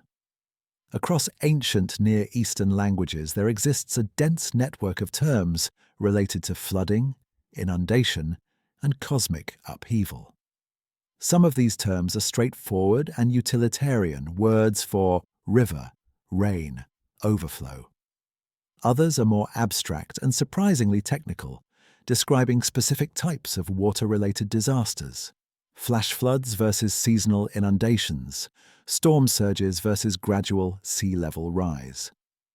The precision of this vocabulary suggests that the speakers needed to make these distinctions regularly, that their survival depended on recognizing and naming different kinds of water threats. This is not the vocabulary of people who occasionally experience flooding. This is the vocabulary of people for whom flooding is a defining feature of existence, something that must be monitored, predicted, and linguistically encoded in detail. Sumerian, one of the oldest written languages and a linguistic isolate with no known relatives, provides a particularly rich example. The language contains multiple words for flood, each with distinct connotations. The term Amaru refers to the cosmic deluge, the world-ending flood of myth. The term Ugu describes seasonal river overflow, the predictable and agriculturally necessary inundation. A third term, Gur, denotes destructive flooding that damages crops and infrastructure. These are not synonyms. They represent a taxonomy of water disasters, a classification system that reflects intimate, multi-generational knowledge of how water behaves in different contexts. The existence of such a taxonomy in the earliest layer of written language suggests that it was not being invented by the scribes but inherited from an older oral tradition, one that had already refined these distinctions through bitter experience. Beyond individual words, the grammatical structure of some ancient languages reveals preoccupations that seem oddly specific. Sumerian, for instance, is an agglutinative language, building complex meanings by stacking prefixes and suffixes onto root words. This allows for great precision in expressing relationships and actions, but it also creates a tendency toward compound words that encode entire concepts in a single term. Some of these compounds relate to time and cycles, expressing ideas like the year when the waters did not recede, or the generation after the great drying. These are not neutral calendar terms. They are markers of trauma, linguistic scars that suggest a culture deeply concerned with periodizing time according to water-related crises. The language remembers events that the speakers may no longer fully understand, preserving them as grammatical conventions long after their original context has faded. Comparative linguistics adds another layer of complexity. When researchers examine flood-related vocabulary across language families, they occasionally find cognates, words in different languages that share a common root despite thousands of years of separation. Some of these cognates can be explained by known historical contact, by trade routes or migrations that carried words from one culture to another. But others are more puzzling, appearing in languages with no documented connection, separated by geography and time. One hypothesis is that these shared roots derive from a period when human populations were more interconnected than the archaeological record currently suggests, perhaps during the late Ice Age when lower sea levels created land bridges and coastal corridors that facilitated movement. If so, then some flood vocabulary may date back to that period, to a time when rising waters were a shared threat across vast regions. The linguistic evidence for catastrophe extends beyond specific words to include entire conceptual frameworks. Many ancient languages, including Sumerian, Akkadian, and Egyptian, possess specialized vocabularies for discussing cosmic threats, terms that distinguish between terrestrial disasters like floods and earthquakes, and celestial threats like comets and eclipses. This dual taxonomy, earthly catastrophe and sky catastrophe, suggests a worldview in which both domains were seen as sources of existential danger. The linguistic sophistication of these terms, their technical precision, and their embedding in mythological narratives indicates that the speakers were not casually speculating about disaster. They were systematizing knowledge, creating a framework for understanding and predicting threats based on observation and inherited wisdom. Consider the term Abzu in Sumerian cosmology, often translated as the deep or the primordial waters beneath the earth. In myth, the Abzu is the domain of the god Enki, a source of both life-giving fresh water and chaotic potential. But the word also appears in more mundane contexts, in hydrological texts describing underground aquifers, and in engineering documents about well digging.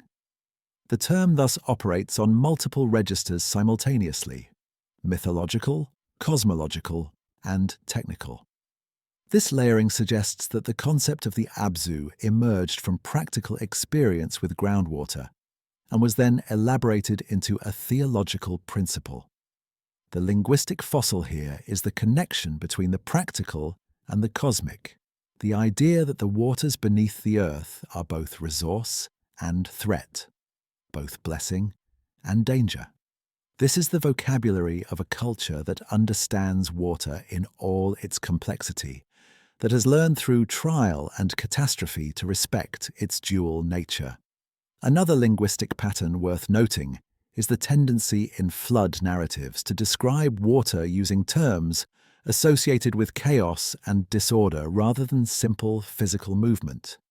In Akkadian, the word tiamtu, from which the name Tiamat derives, means both sea and chaos. In Hebrew, tehom, the deep, carries similar connotations of primordial disorder that must be constrained by divine action. These are not neutral descriptions. They are loaded terms, encoding a theological and existential stance toward water as an agent of cosmic disruption. The choice to use such language when describing floods suggests that the speakers were not merely reporting an environmental event, but interpreting it within a larger cosmological framework, one in which water represented the ever-present possibility of a return to chaos, a dissolution of the ordered world back into formless void. This association between water and primordial chaos is not unique to the Near East. It appears in varying forms in Indo-European languages, in the Vedic concept of the primordial ocean before creation, in Greek myths of Oceanus encircling the world, in Norse narratives of the flood that will end the current cosmic cycle. The widespread distribution of this motif suggests either independent development in response to similar environmental pressures or transmission from a common source.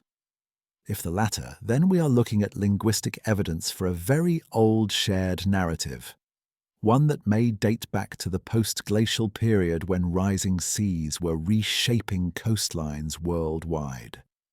The vocabulary of chaos and water would have originated in the lived experience of communities watching their world dissolve into the waves, and that vocabulary then became embedded in cosmological narratives that survived long after the specific historical events were forgotten. The technical vocabulary for flood prediction and water management is equally revealing. Sumerian and Babylonian texts contain detailed terminology for describing water levels, flow rates, and seasonal patterns. There are words for the moment when a river begins to rise, for the peak of the flood season, for the gradual recession of waters. There are terms for different types of irrigation infrastructure, for sluice gates and canals and levees. This is the language of hydraulic engineering, of a society that has invested enormous effort in controlling and channeling water. The sophistication of the vocabulary implies centuries of accumulated expertise, of trial and error, of disasters survived and lessons learned. It is not the language of beginners. It is the language of a mature tradition, one that may have been reconstructed after catastrophe, but that clearly draws on older knowledge. When linguists analyze the structure of these technical terms, they often find that the vocabulary is modular, built from smaller, meaningful units that can be recombined to create new, specialized terms as needed. This modularity is characteristic of scientific and technical language, designed for precision and expandability. The fact that such language exists in some of the oldest written texts suggests that the impulse to systematize and categorize knowledge about water was already well developed by the time writing emerged. The scribes were not inventing this terminology, they were codifying it, translating an oral technical tradition into written form so that it could be preserved and taught systematically. The language itself, with its nested hierarchies of terms and its capacity for fine distinctions, is evidence of the sophistication of the knowledge being encoded. There is also a haunting quality to some of the linguistic fossils, a sense that the words carry more weight than their surface meanings suggest. The Sumerian term for the pre-flood world, Namlu Ulu, literally means humanity, but is sometimes translated as the first people, or those who were before. The term appears in contexts that suggest a lost golden age, a time when things were different, better, more orderly. This nostalgic undertone embedded in the very word for the ancestors hints at a cultural memory of discontinuity, of a break between the world that was and the world that is. The language preserves the emotional texture of that break, the sense of loss, and the desire to reconnect with what came before. Similarly, many ancient languages contain terms for restoration or rebuilding that carry connotations of returning to an original state rather than creating something new. In Sumerian, the concept of kibala, often translated as to restore or to return to proper order, is used in contexts ranging from temple renovation to political reform to cosmic renewal after catastrophe. The underlying assumption is that there was a correct order, a proper way things should be, and that the task of the present generation is to recover that order after it has been disrupted. This is not a vocabulary of progress or innovation. It is a vocabulary of conservation and recovery, of cultures that see themselves as custodians of inherited knowledge rather than pioneers. The linguistic choice to frame action as restoration rather than creation is itself a form of memory, an acknowledgement that what is being built now is a copy of something that existed before. The challenge with linguistic fossils is that they are fragmentary and open to interpretation. Unlike material artifacts, which can be dated and contextualized with some precision, words are fluid, their meanings shifting over time in ways that can obscure their origins.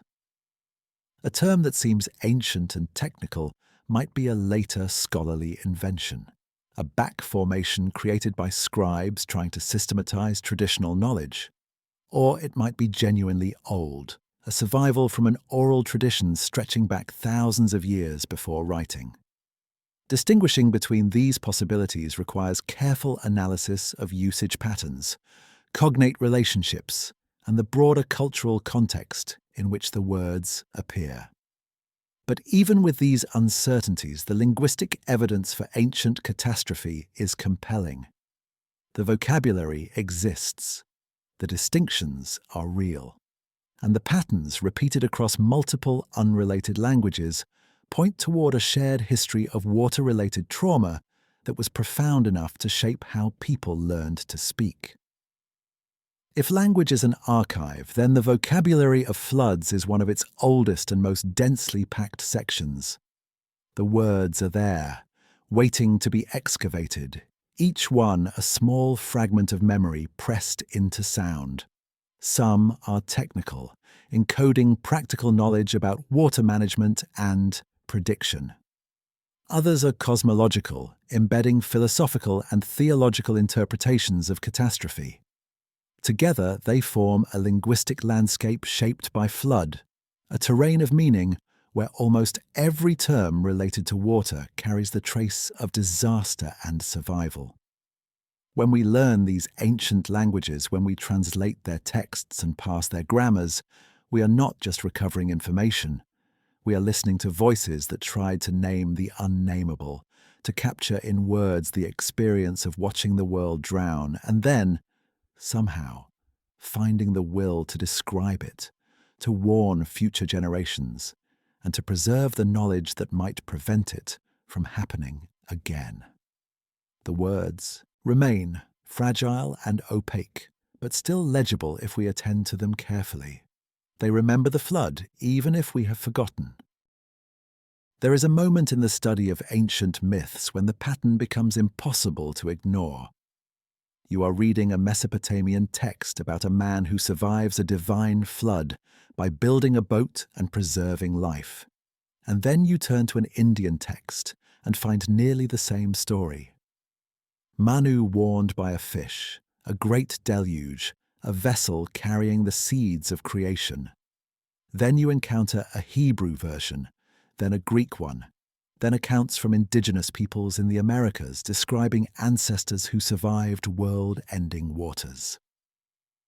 At first, the similarities might seem like coincidence or the result of known historical contact, cultural transmission along trade routes and conquest paths. But when the pattern appears in societies separated by oceans and millennia, in groups with no plausible mechanism for direct communication, the coincidence explanation begins to strain. What remains is a more unsettling possibility, that these cultures are not borrowing from each other, but remembering independently, each preserving its own version of a disaster so widespread that it left marks across the entire human world. The core structure of flood narratives is remarkably consistent across cultures. A divine or cosmic authority decides to destroy the world through water. A chosen individual or small group receives advance warning, often from a sympathetic deity or through prophetic dream. The warned party constructs a vessel or seeks high ground. The waters rise, covering the earth and drowning all other life. After a period of inundation, the waters recede. The survivors make landfall, often on a mountain. They perform a sacrifice or ritual of thanksgiving. The world is renewed and humanity begins again from this remnant population. This is not a vague thematic resemblance. It is a narrative template, a sequence of events that recurs with such regularity that it suggests either a common source or a common experience. In Mesopotamia, the template appears in multiple versions, each with local variations, but all following the same basic arc. The Sumerian version features Ziusudra, the Akkadian version has Atrahasis, and the most famous iteration involves Utnapishtim in the Epic of Gilgamesh. In each case, the gods decide to send a flood. One god warns the hero. A boat is built, animals and seeds are preserved, and after 7 days, the waters retreat.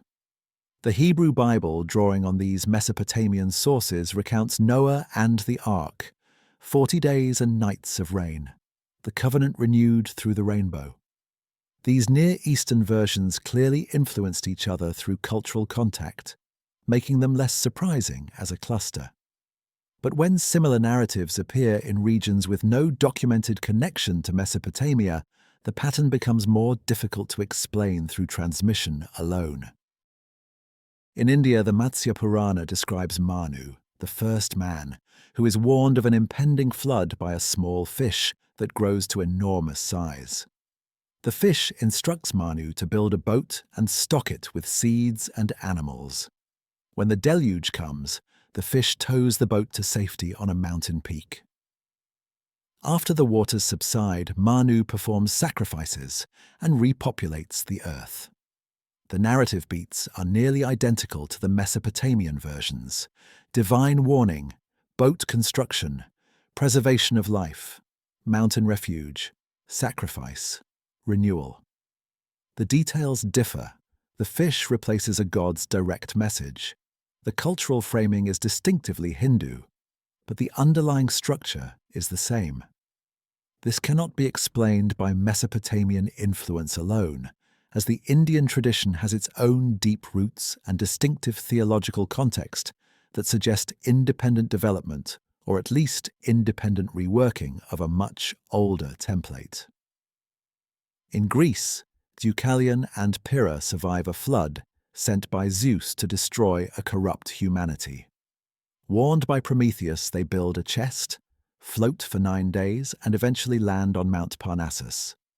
After the waters recede, they repopulate the earth by throwing stones over their shoulders, which transform into people.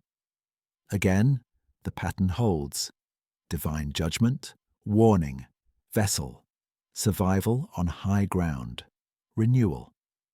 The Greek version includes the distinctive detail of repopulation through stones rather than natural reproduction, a localized mythic flourish, but the core sequence remains consistent with versions from thousands of kilometers away. The Greeks had contact with Near Eastern cultures through trade and colonization, so some degree of influence is plausible. But the persistence of the template across such varied cultures suggests it resonates with something deeper than borrowed mythology. When we move to the Americas, the evidence becomes even more compelling because the possibility of Old World influence is far more limited, particularly for narratives recorded before European contact. Among the Aztecs, the Codex Chimalpopoca describes a great flood that destroys the Fourth World, with a single couple surviving to repopulate the earth. The Mayans preserve flood narratives in the Popol Vuh, describing waters sent to destroy previous creations that failed to honor the gods properly. In North America, various indigenous groups, including the Ojibwe and the Hopi, recount ancestral floods that forced migrations to higher ground or to new lands. The details vary widely, shaped by local environments and belief systems, but the archetype remains recognizable: catastrophic water, selective survival, a new beginning. Some researchers have attempted to explain these parallels through diffusionist theories, proposing that a single flood narrative originated in one location and spread globally through ancient migrations or seafaring contact. The logistics of such transmission are daunting, requiring sustained contact between cultures separated by vast distances during periods when we have no archaeological evidence of such connections. A more parsimonious explanation is that the narratives emerged independently in response to similar environmental events. If post-glacial sea level rise affected coastlines worldwide, if multiple river civilizations experienced catastrophic flooding during their formative periods, then each culture would have developed its own flood narrative to make sense of the disaster. The structural similarities would arise not from borrowing, but from parallel responses to parallel traumas. This parallel development hypothesis is strengthened by examining regional variations in the flood narratives. While the core template remains consistent, the specific details are always adapted to local geography and ecology. Mesopotamian floods involve rivers overflowing onto plains. Indian versions often reference ocean surges or monsoon failures. Greek floods drown valleys and leave survivors on well-known mountains. American indigenous narratives frequently tie floods to cosmological cycles rather than moral judgment, reflecting different theological frameworks. These local adaptations suggest that each culture is working with a basic template, but filling it in with details drawn from their own environment and experience. The template is universal. The execution is particular. The theological framing of the flood also varies significantly across cultures, which argues against simple borrowing. In Mesopotamian versions, the flood is often portrayed as the result of divine caprice or annoyance, gods irritated by human noise or overpopulation. In the Hebrew Bible, it becomes a moral judgment, punishment for wickedness. In Hindu tradition, it is part of a cosmic cycle of creation and dissolution. In many indigenous American narratives, it represents a necessary transition between world ages, a cleansing that allows for renewal rather than punishment. These theological differences indicate that while the event being remembered may be similar, the interpretation of that event is shaped by local belief systems. The memory of the water is shared. The meaning assigned to it is not. What links these narratives across cultural boundaries is not the theology, but the phenomenology, the lived experience of catastrophic inundation. All describe water rising beyond its normal bounds, submerging familiar landscapes, forcing populations to flee or perish. All emphasize the totality of the destruction, the erasure of the previous world. All focus on a small remnant that survives and must rebuild. All locate the moment of survival on high ground, whether a mountain peak or a constructed vessel that serves the same function. These commonalities point to shared realities. Water rises, low ground drowns, height offers refuge, rebuilding is necessary. These are not abstract mythic themes. They are practical observations encoded in narrative form. The consistency of the boat or ark motif is particularly striking. In many versions, the survival vessel is described with remarkable specificity. Dimensions are given, construction materials are listed, waterproofing techniques are detailed. The ark in Genesis is specified down to its cubit measurements and the type of wood used. Utnapishtim's boat in Gilgamesh is described as a cube-shaped structure with 7 decks. Manu's vessel in Indian tradition is explicitly a boat. These are not vague mythic objects. They are engineered solutions to a practical problem: how to survive prolonged submersion. The prevalence of this detail across cultures suggests that boat technology was already well developed when the floods occurred, or at least that the memory of using boats to escape rising waters was preserved in the oral traditions that preceded the written myths. The mountain refuge is equally persistent. Utnapishtim lands on Mount Nisir. Noah's Ark comes to rest on Ararat. Deucalion reaches Parnassus. Manu is guided to the Himalayas. Across continents, survivors find safety on high peaks. This motif makes practical sense. Mountains are the last places to flood, natural refuges when lowlands are inundated. But the specificity with which certain mountains are named in each tradition suggests these locations held real significance, possibly as actual sites where populations weathered floods, or as symbolic representations of the journey from lowland to highland that many groups undertook during post-glacial sea level rise. The mountain becomes a marker of survival, a geographical anchor for the memory of catastrophe. Another shared element is the theme of selective preservation. In almost every version, not everyone survives. The flood is a filter, preserving a righteous individual or a chosen group while destroying the rest. This selectivity serves theological purposes, reinforcing moral lessons about divine favor and human virtue. But it also reflects a demographic reality. Not all populations would have survived rising waters. Coastal communities that could not migrate inland quickly enough would have been lost. Those with boats or access to high ground had better chances. Over time, the survivors' descendants would remember themselves as chosen or favored, while the populations that perished would be framed as somehow deserving destruction. The myth thus encodes both a survival strategy and a justification for survival. The ritual of thanksgiving or sacrifice after the flood is another widespread feature. Noah builds an altar and offers burnt offerings. Utnapishtim makes a sacrifice that draws the gods like flies to honey. Deucalion and Pyrrha honor Zeus. Manu performs Vedic rites. These post-flood rituals mark the transition from survival to renewal, from emergency mode to the re-establishment of normal relations with the divine. They are acts of gratitude, but also acts of restoration, attempts to repair the cosmic order that was disrupted by the deluge. The consistency of this ritual element suggests that religious practice was central to how ancient peoples processed trauma, that they needed not just physical survival, but spiritual reintegration, a way to make sense of why they lived when so many others did not. When we step back and survey the global distribution of flood narratives, a picture emerges not of a single mythic invention spreading like gossip across the ancient world, but of a shared human memory responding to widespread environmental trauma.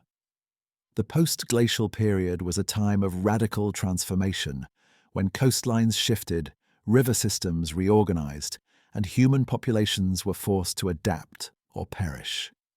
The floods were real, multiple, and geographically dispersed. Each culture that experienced them developed narratives to preserve the memory and extract meaning from the disaster. Over millennia, these narratives were refined, standardized, and incorporated into religious and historical traditions. The similarities across cultures arise not because they copied each other, but because they faced similar challenges and reached for similar narrative structures to contain their experiences. The flood myth is not a fantasy. It is a fossil, a preserved imprint of a world that drowned and the people who remembered. What if the pyramids were not the beginning of something new, but the continuation of something old?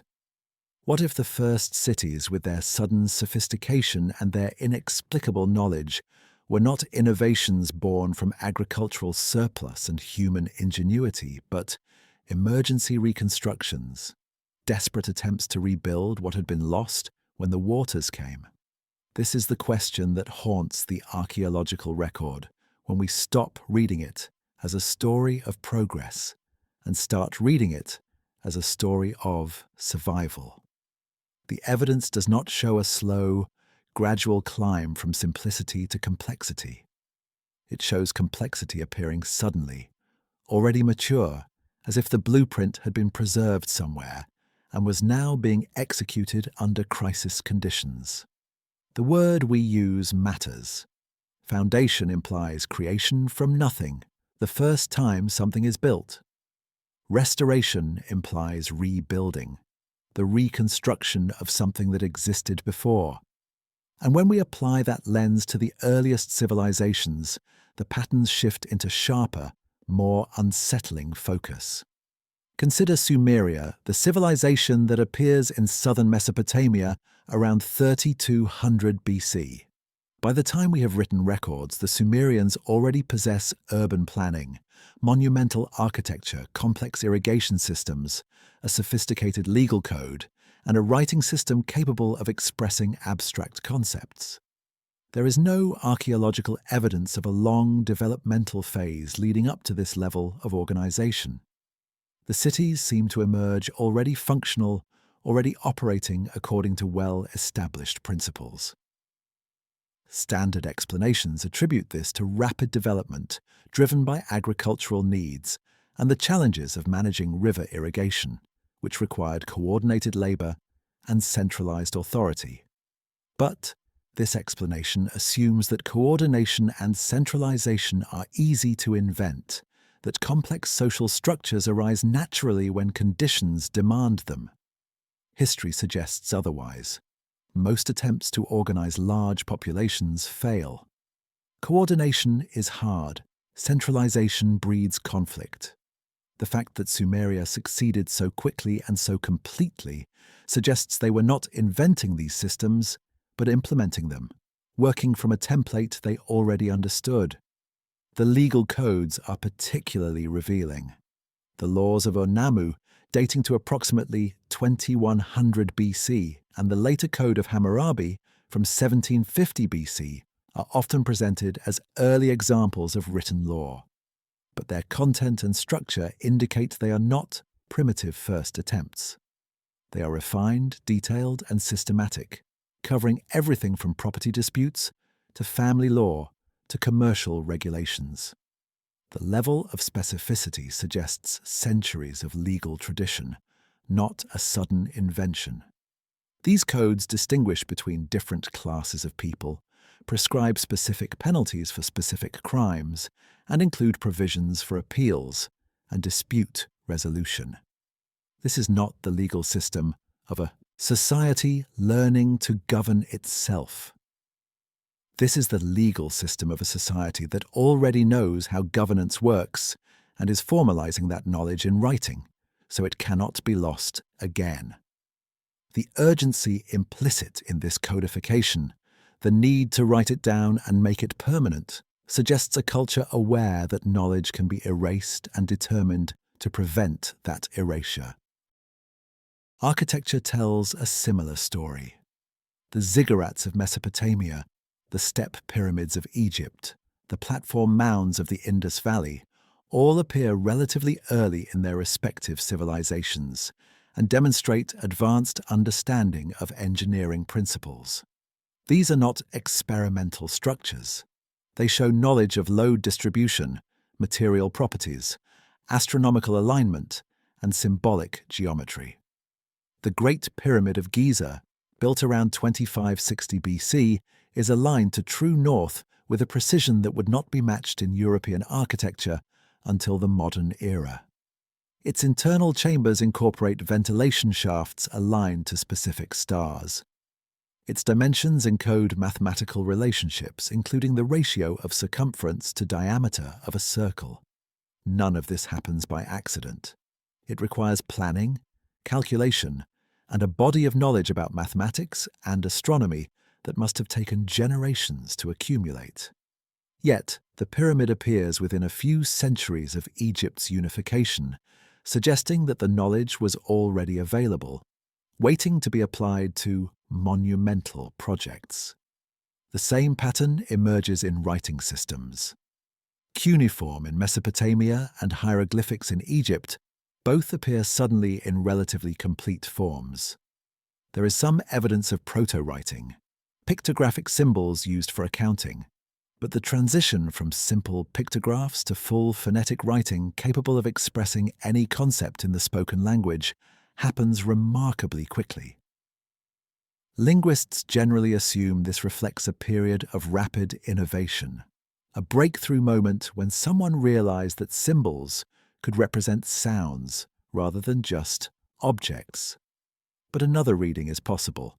The concept of phonetic writing was already understood, perhaps transmitted orally as an idea, and what we are seeing is not invention, but implementation, the moment when a community finally acquired the materials and stability necessary to put the system into practice.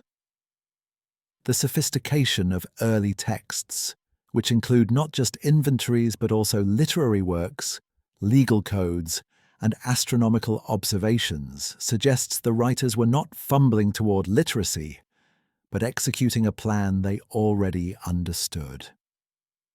Irrigation systems provide another example of sudden sophistication. Managing water in arid river valleys is extraordinarily complex, requiring canals, levees, sluice gates, drainage systems, and coordinated labor across large regions. Mistakes can lead to crop failure, salinization of soil, or catastrophic flooding. The earliest irrigation systems in Mesopotamia and Egypt show evidence of careful planning and effective execution, with remarkably few false starts or failed experiments visible in the archaeological record. This is suspicious. Trial and error should leave traces: abandoned canals that didn't work, fields ruined by poor drainage, evidence of learning through failure. Instead, we find systems that work from the beginning, as if the engineers already knew what they were doing. This could mean the archaeological record is incomplete, that the failed experiments lie buried under later successful projects. Or it could mean the knowledge was not being developed through experimentation, but restored from memory, from an understanding of hydraulic principles that had been preserved through the catastrophe and was now being reapplied in a new environment. The concept of restoration rather than foundation also explains the backward-looking orientation of many early civilizations. Egyptian pharaohs constantly invoke the need to restore Ma'at, the cosmic order, which is always described as something that existed in the past and must be maintained against encroaching chaos. Mesopotamian kings present themselves not as innovators, but as restorers of temples, rebuilders of walls, renewers of ancient rites. This is not the language of pioneers creating something new. This is the language of custodians preserving something old, of cultures that see their role as maintaining continuity with an earlier, better time. The past is idealized not out of simple nostalgia, but because it represents a template, a model of how things should be organized. The present is understood as a degraded version of that template, and the duty of the ruler is to bring the present back into alignment with the past. This restorationist ideology makes sense in a post-catastrophe context. If your civilization has just survived a disaster that destroyed infrastructure, disrupted social organization, and killed a significant portion of the population, then rebuilding is not about innovation. It is about recovery. You don't want new ideas. You want the old ideas to work again. You want the irrigation system that used to prevent flooding, the legal code that used to maintain order, the temples that used to connect you to the gods. The emphasis shifts from creation to preservation, from invention to transmission. Knowledge becomes sacred not because it is divinely revealed, but because it is fragile, because you have seen firsthand how easily it can be lost. Writing it down, carving it in stone, teaching it to the next generation, these are not academic exercises. They are survival strategies.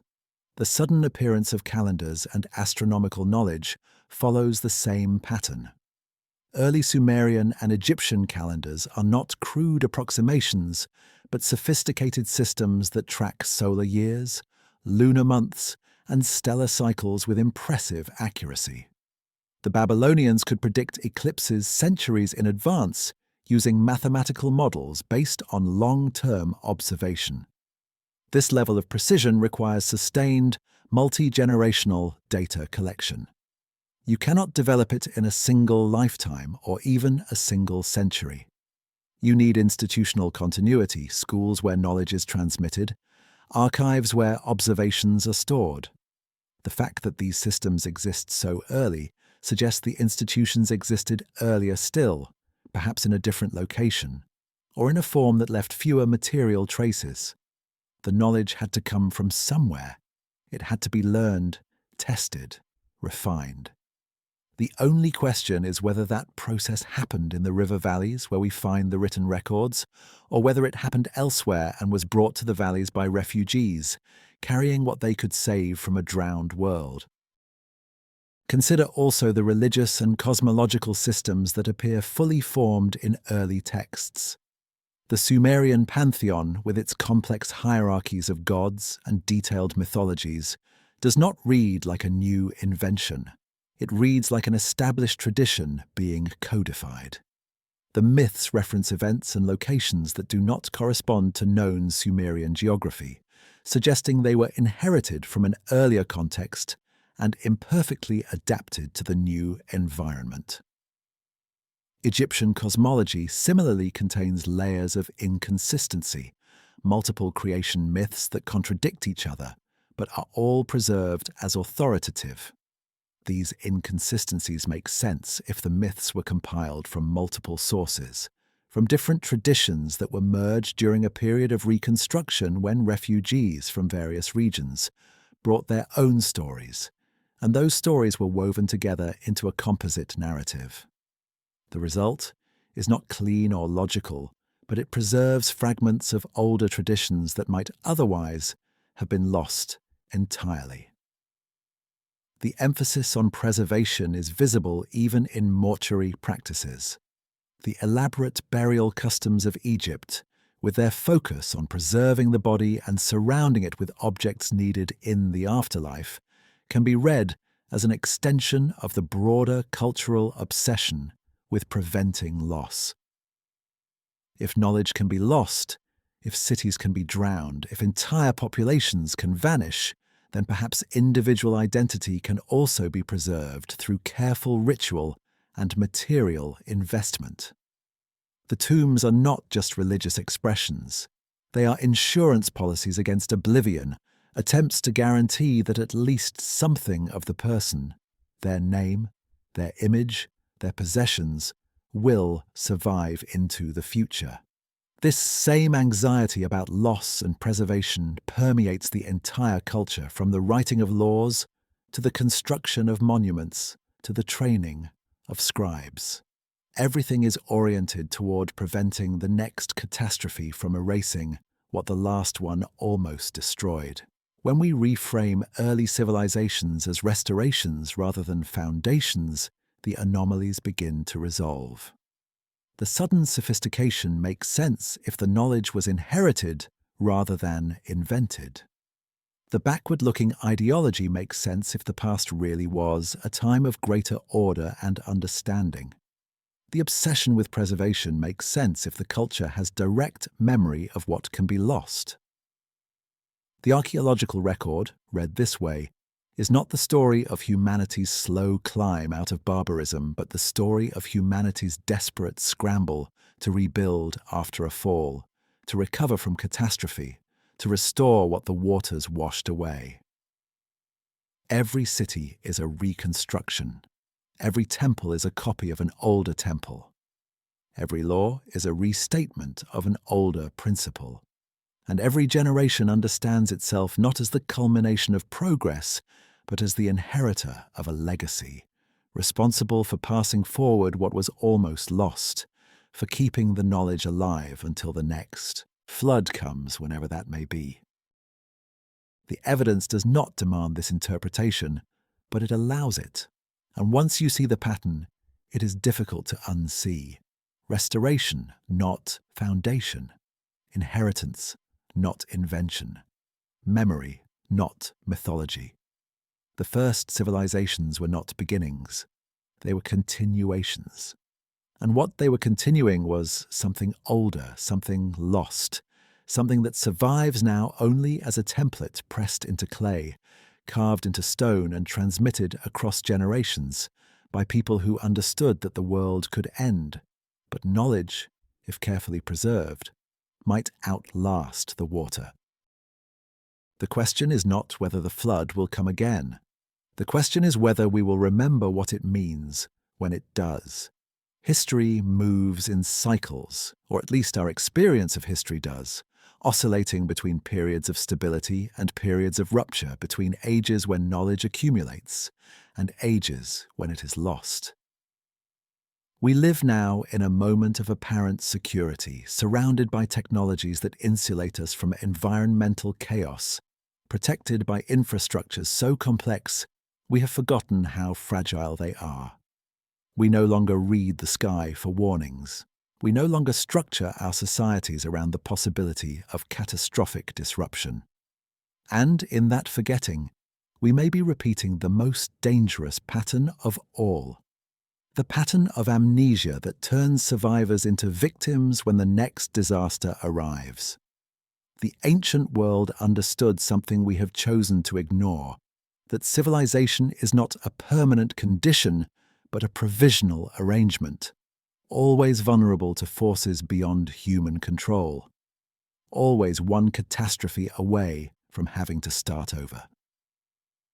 The geological and climatic evidence suggests that we are not living in an age exempt from the pressures that shaped our ancestors. Sea levels continue to rise, driven now not by glacial melt at the end of an ice age, but by anthropogenic climate change warming the oceans and destabilizing ice sheets. Coastal cities, home to billions of people, sit at elevations that will be inundated if current trends continue.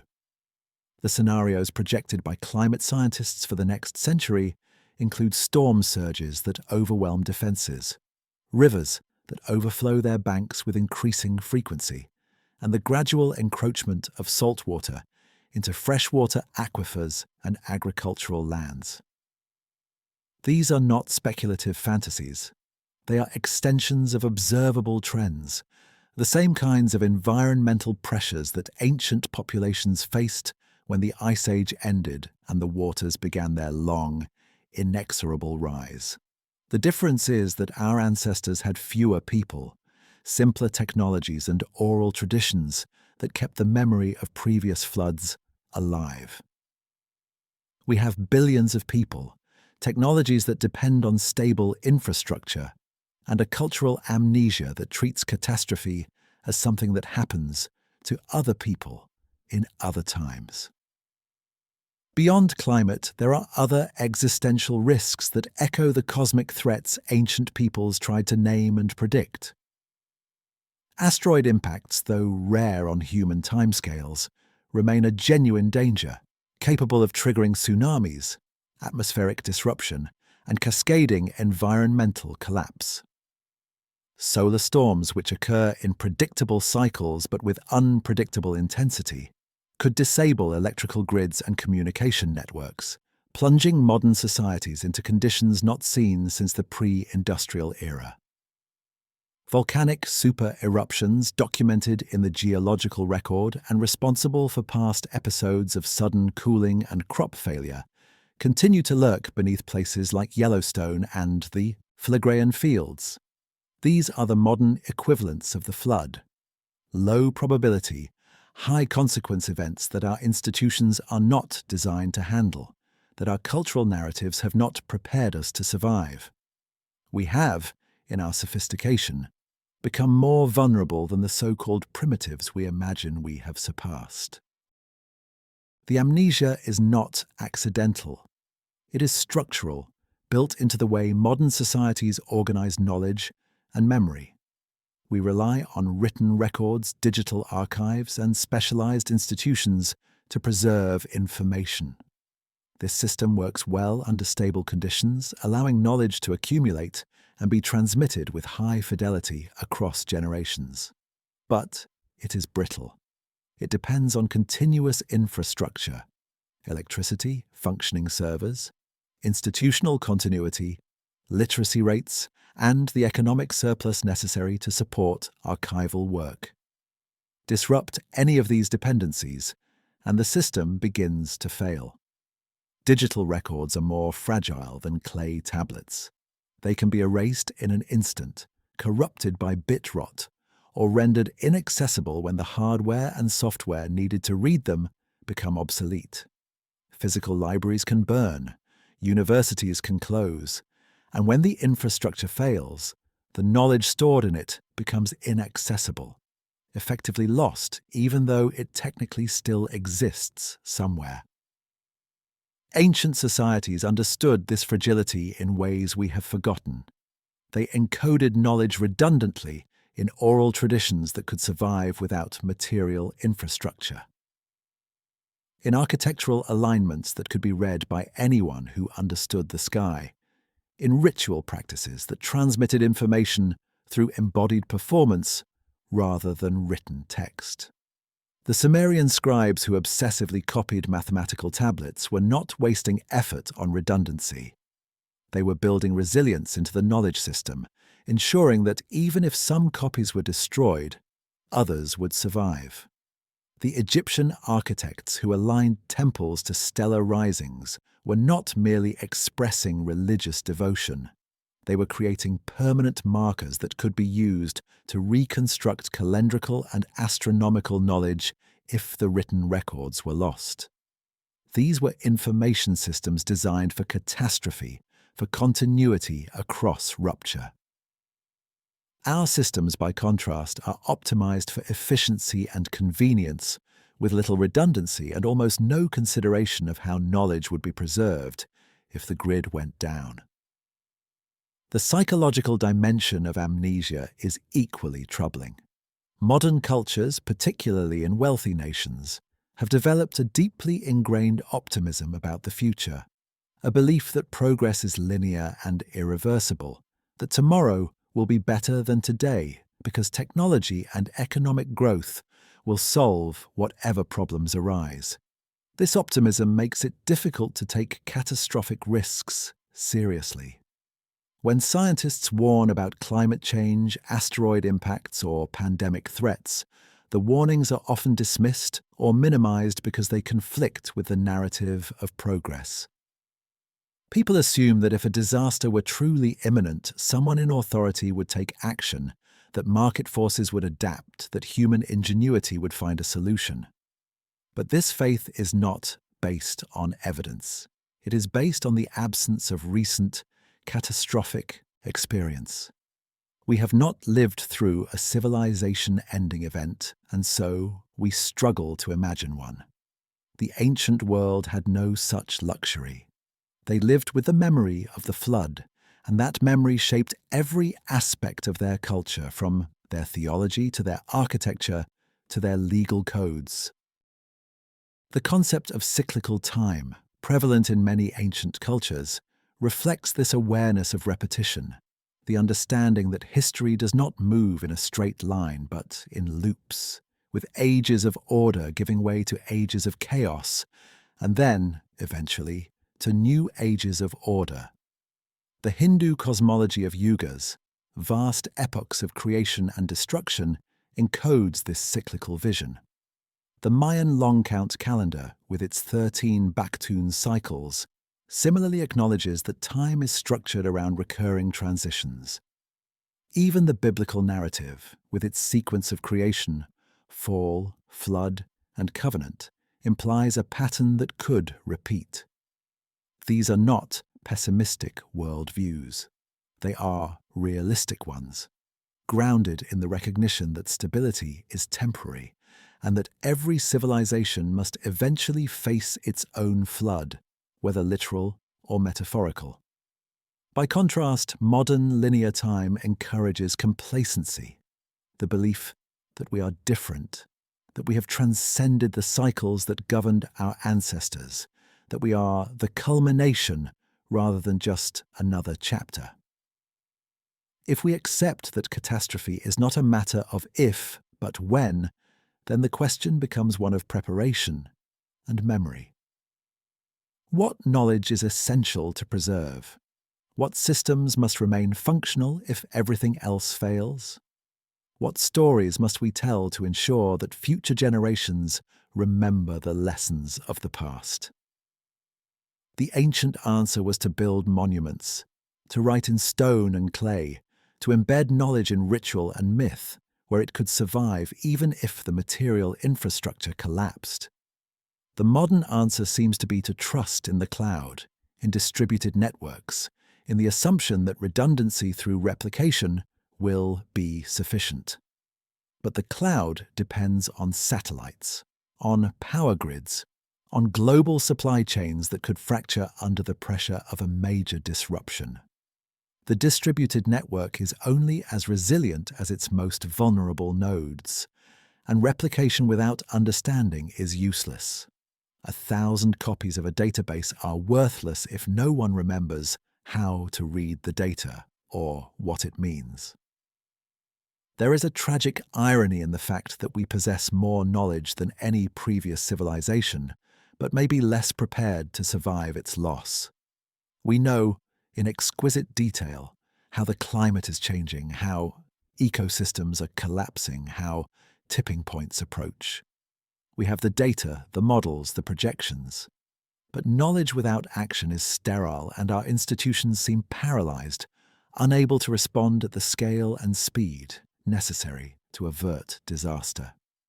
The ancient scribes, with their clay tablets and their obsessive copying, were less knowledgeable but more pragmatic. They knew they could not prevent the flood, so they focused on surviving it, on preserving enough knowledge that the next generation could rebuild. They accepted their fragility and planned accordingly. We, by contrast, are planning as if stability is guaranteed, as if the future will be an extension of the present, as if the water will never rise again.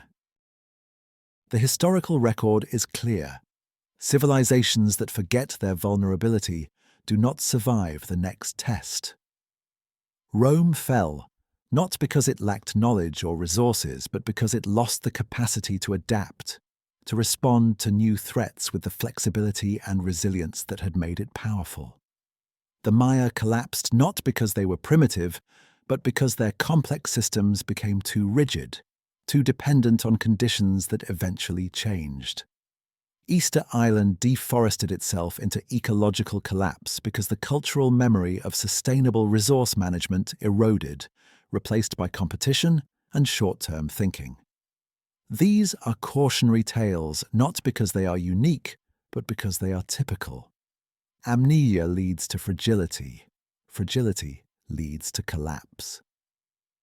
And collapse leads to the question, what will the survivors remember? If a major disruption were to occur now, a solar storm that disabled electrical grids for months, a pandemic more severe than COVID, a cascading financial collapse that shattered global trade. What knowledge would we prioritize preserving? Medical techniques, certainly. Agricultural practices, basic metallurgy and engineering. But would we preserve the history, the cultural memory, the stories that explain why we are the way we are? Or would those be dismissed as luxuries, irrelevant to immediate survival? The danger is that in a crisis, we lose not just infrastructure, but identity. Not just technology, but the narratives that give technology meaning. The flood does not just destroy cities, it erases context. And when the context is gone, the survivors are left to rebuild without understanding why the previous world was organized the way it was, forced to reinvent solutions to problems that had already been solved and then forgotten. This is where the memory of the first flood becomes not just historical, but existential. It is a reminder that we are not exempt, that the patterns that shaped ancient history are still active, still shaping us whether we acknowledge them or not. The waters rose before. They are rising now. And they will rise again in some form, whether as literal inundation or as metaphorical deluge, some force that overwhelms our defenses and forces us to start over. The only question is whether we will carry forward the knowledge necessary to rebuild, or whether we will be reduced to fragments, to survivors telling garbled stories about a world they can no longer fully understand, trying to reconstruct from memory what we failed to write in stone. The first flood was a catastrophe that became a template. The Great Flood was a historical event that became a myth. The next flood will be whatever we fail to prepare for, whatever blind spot in our planning allows disaster to become total rather than merely severe. And after it passes, if we survive, we will do what our ancestors did. We will gather the remnants. We will try to preserve what we can, and we will build again. But whether we build with understanding or with amnesia, whether we restore what was lost or invent something new out of ignorance, that depends on the choices we make now, while there is still time, while the knowledge is still accessible, while we can still learn from the clay tablets and the flood myths and the voices of the past, whispering their warning across the millennia. The water remembers, the clay remembers, the language remembers, the myths remember. Even when we forget, the traces remain, waiting to be rediscovered. But memory alone is not enough. We must act on what we remember, must structure our societies and our systems around the knowledge that catastrophe is possible, that continuity is not guaranteed, that every generation is responsible for passing forward not just technology but wisdom, not just information but context, not just data but meaning. The flood is coming. It always is. The only question is whether we will be ready, whether we will have built our arks and stored our seeds, whether we will have written our knowledge in forms that can survive the waters, or whether we, like so many civilizations before us, will be caught unprepared, confident in our exceptionalism, certain that the past has no lessons for us until the moment when the ground becomes liquid and everything we thought was solid dissolves into memory, leaving only silence and the slow, patient work of rebuilding from mud.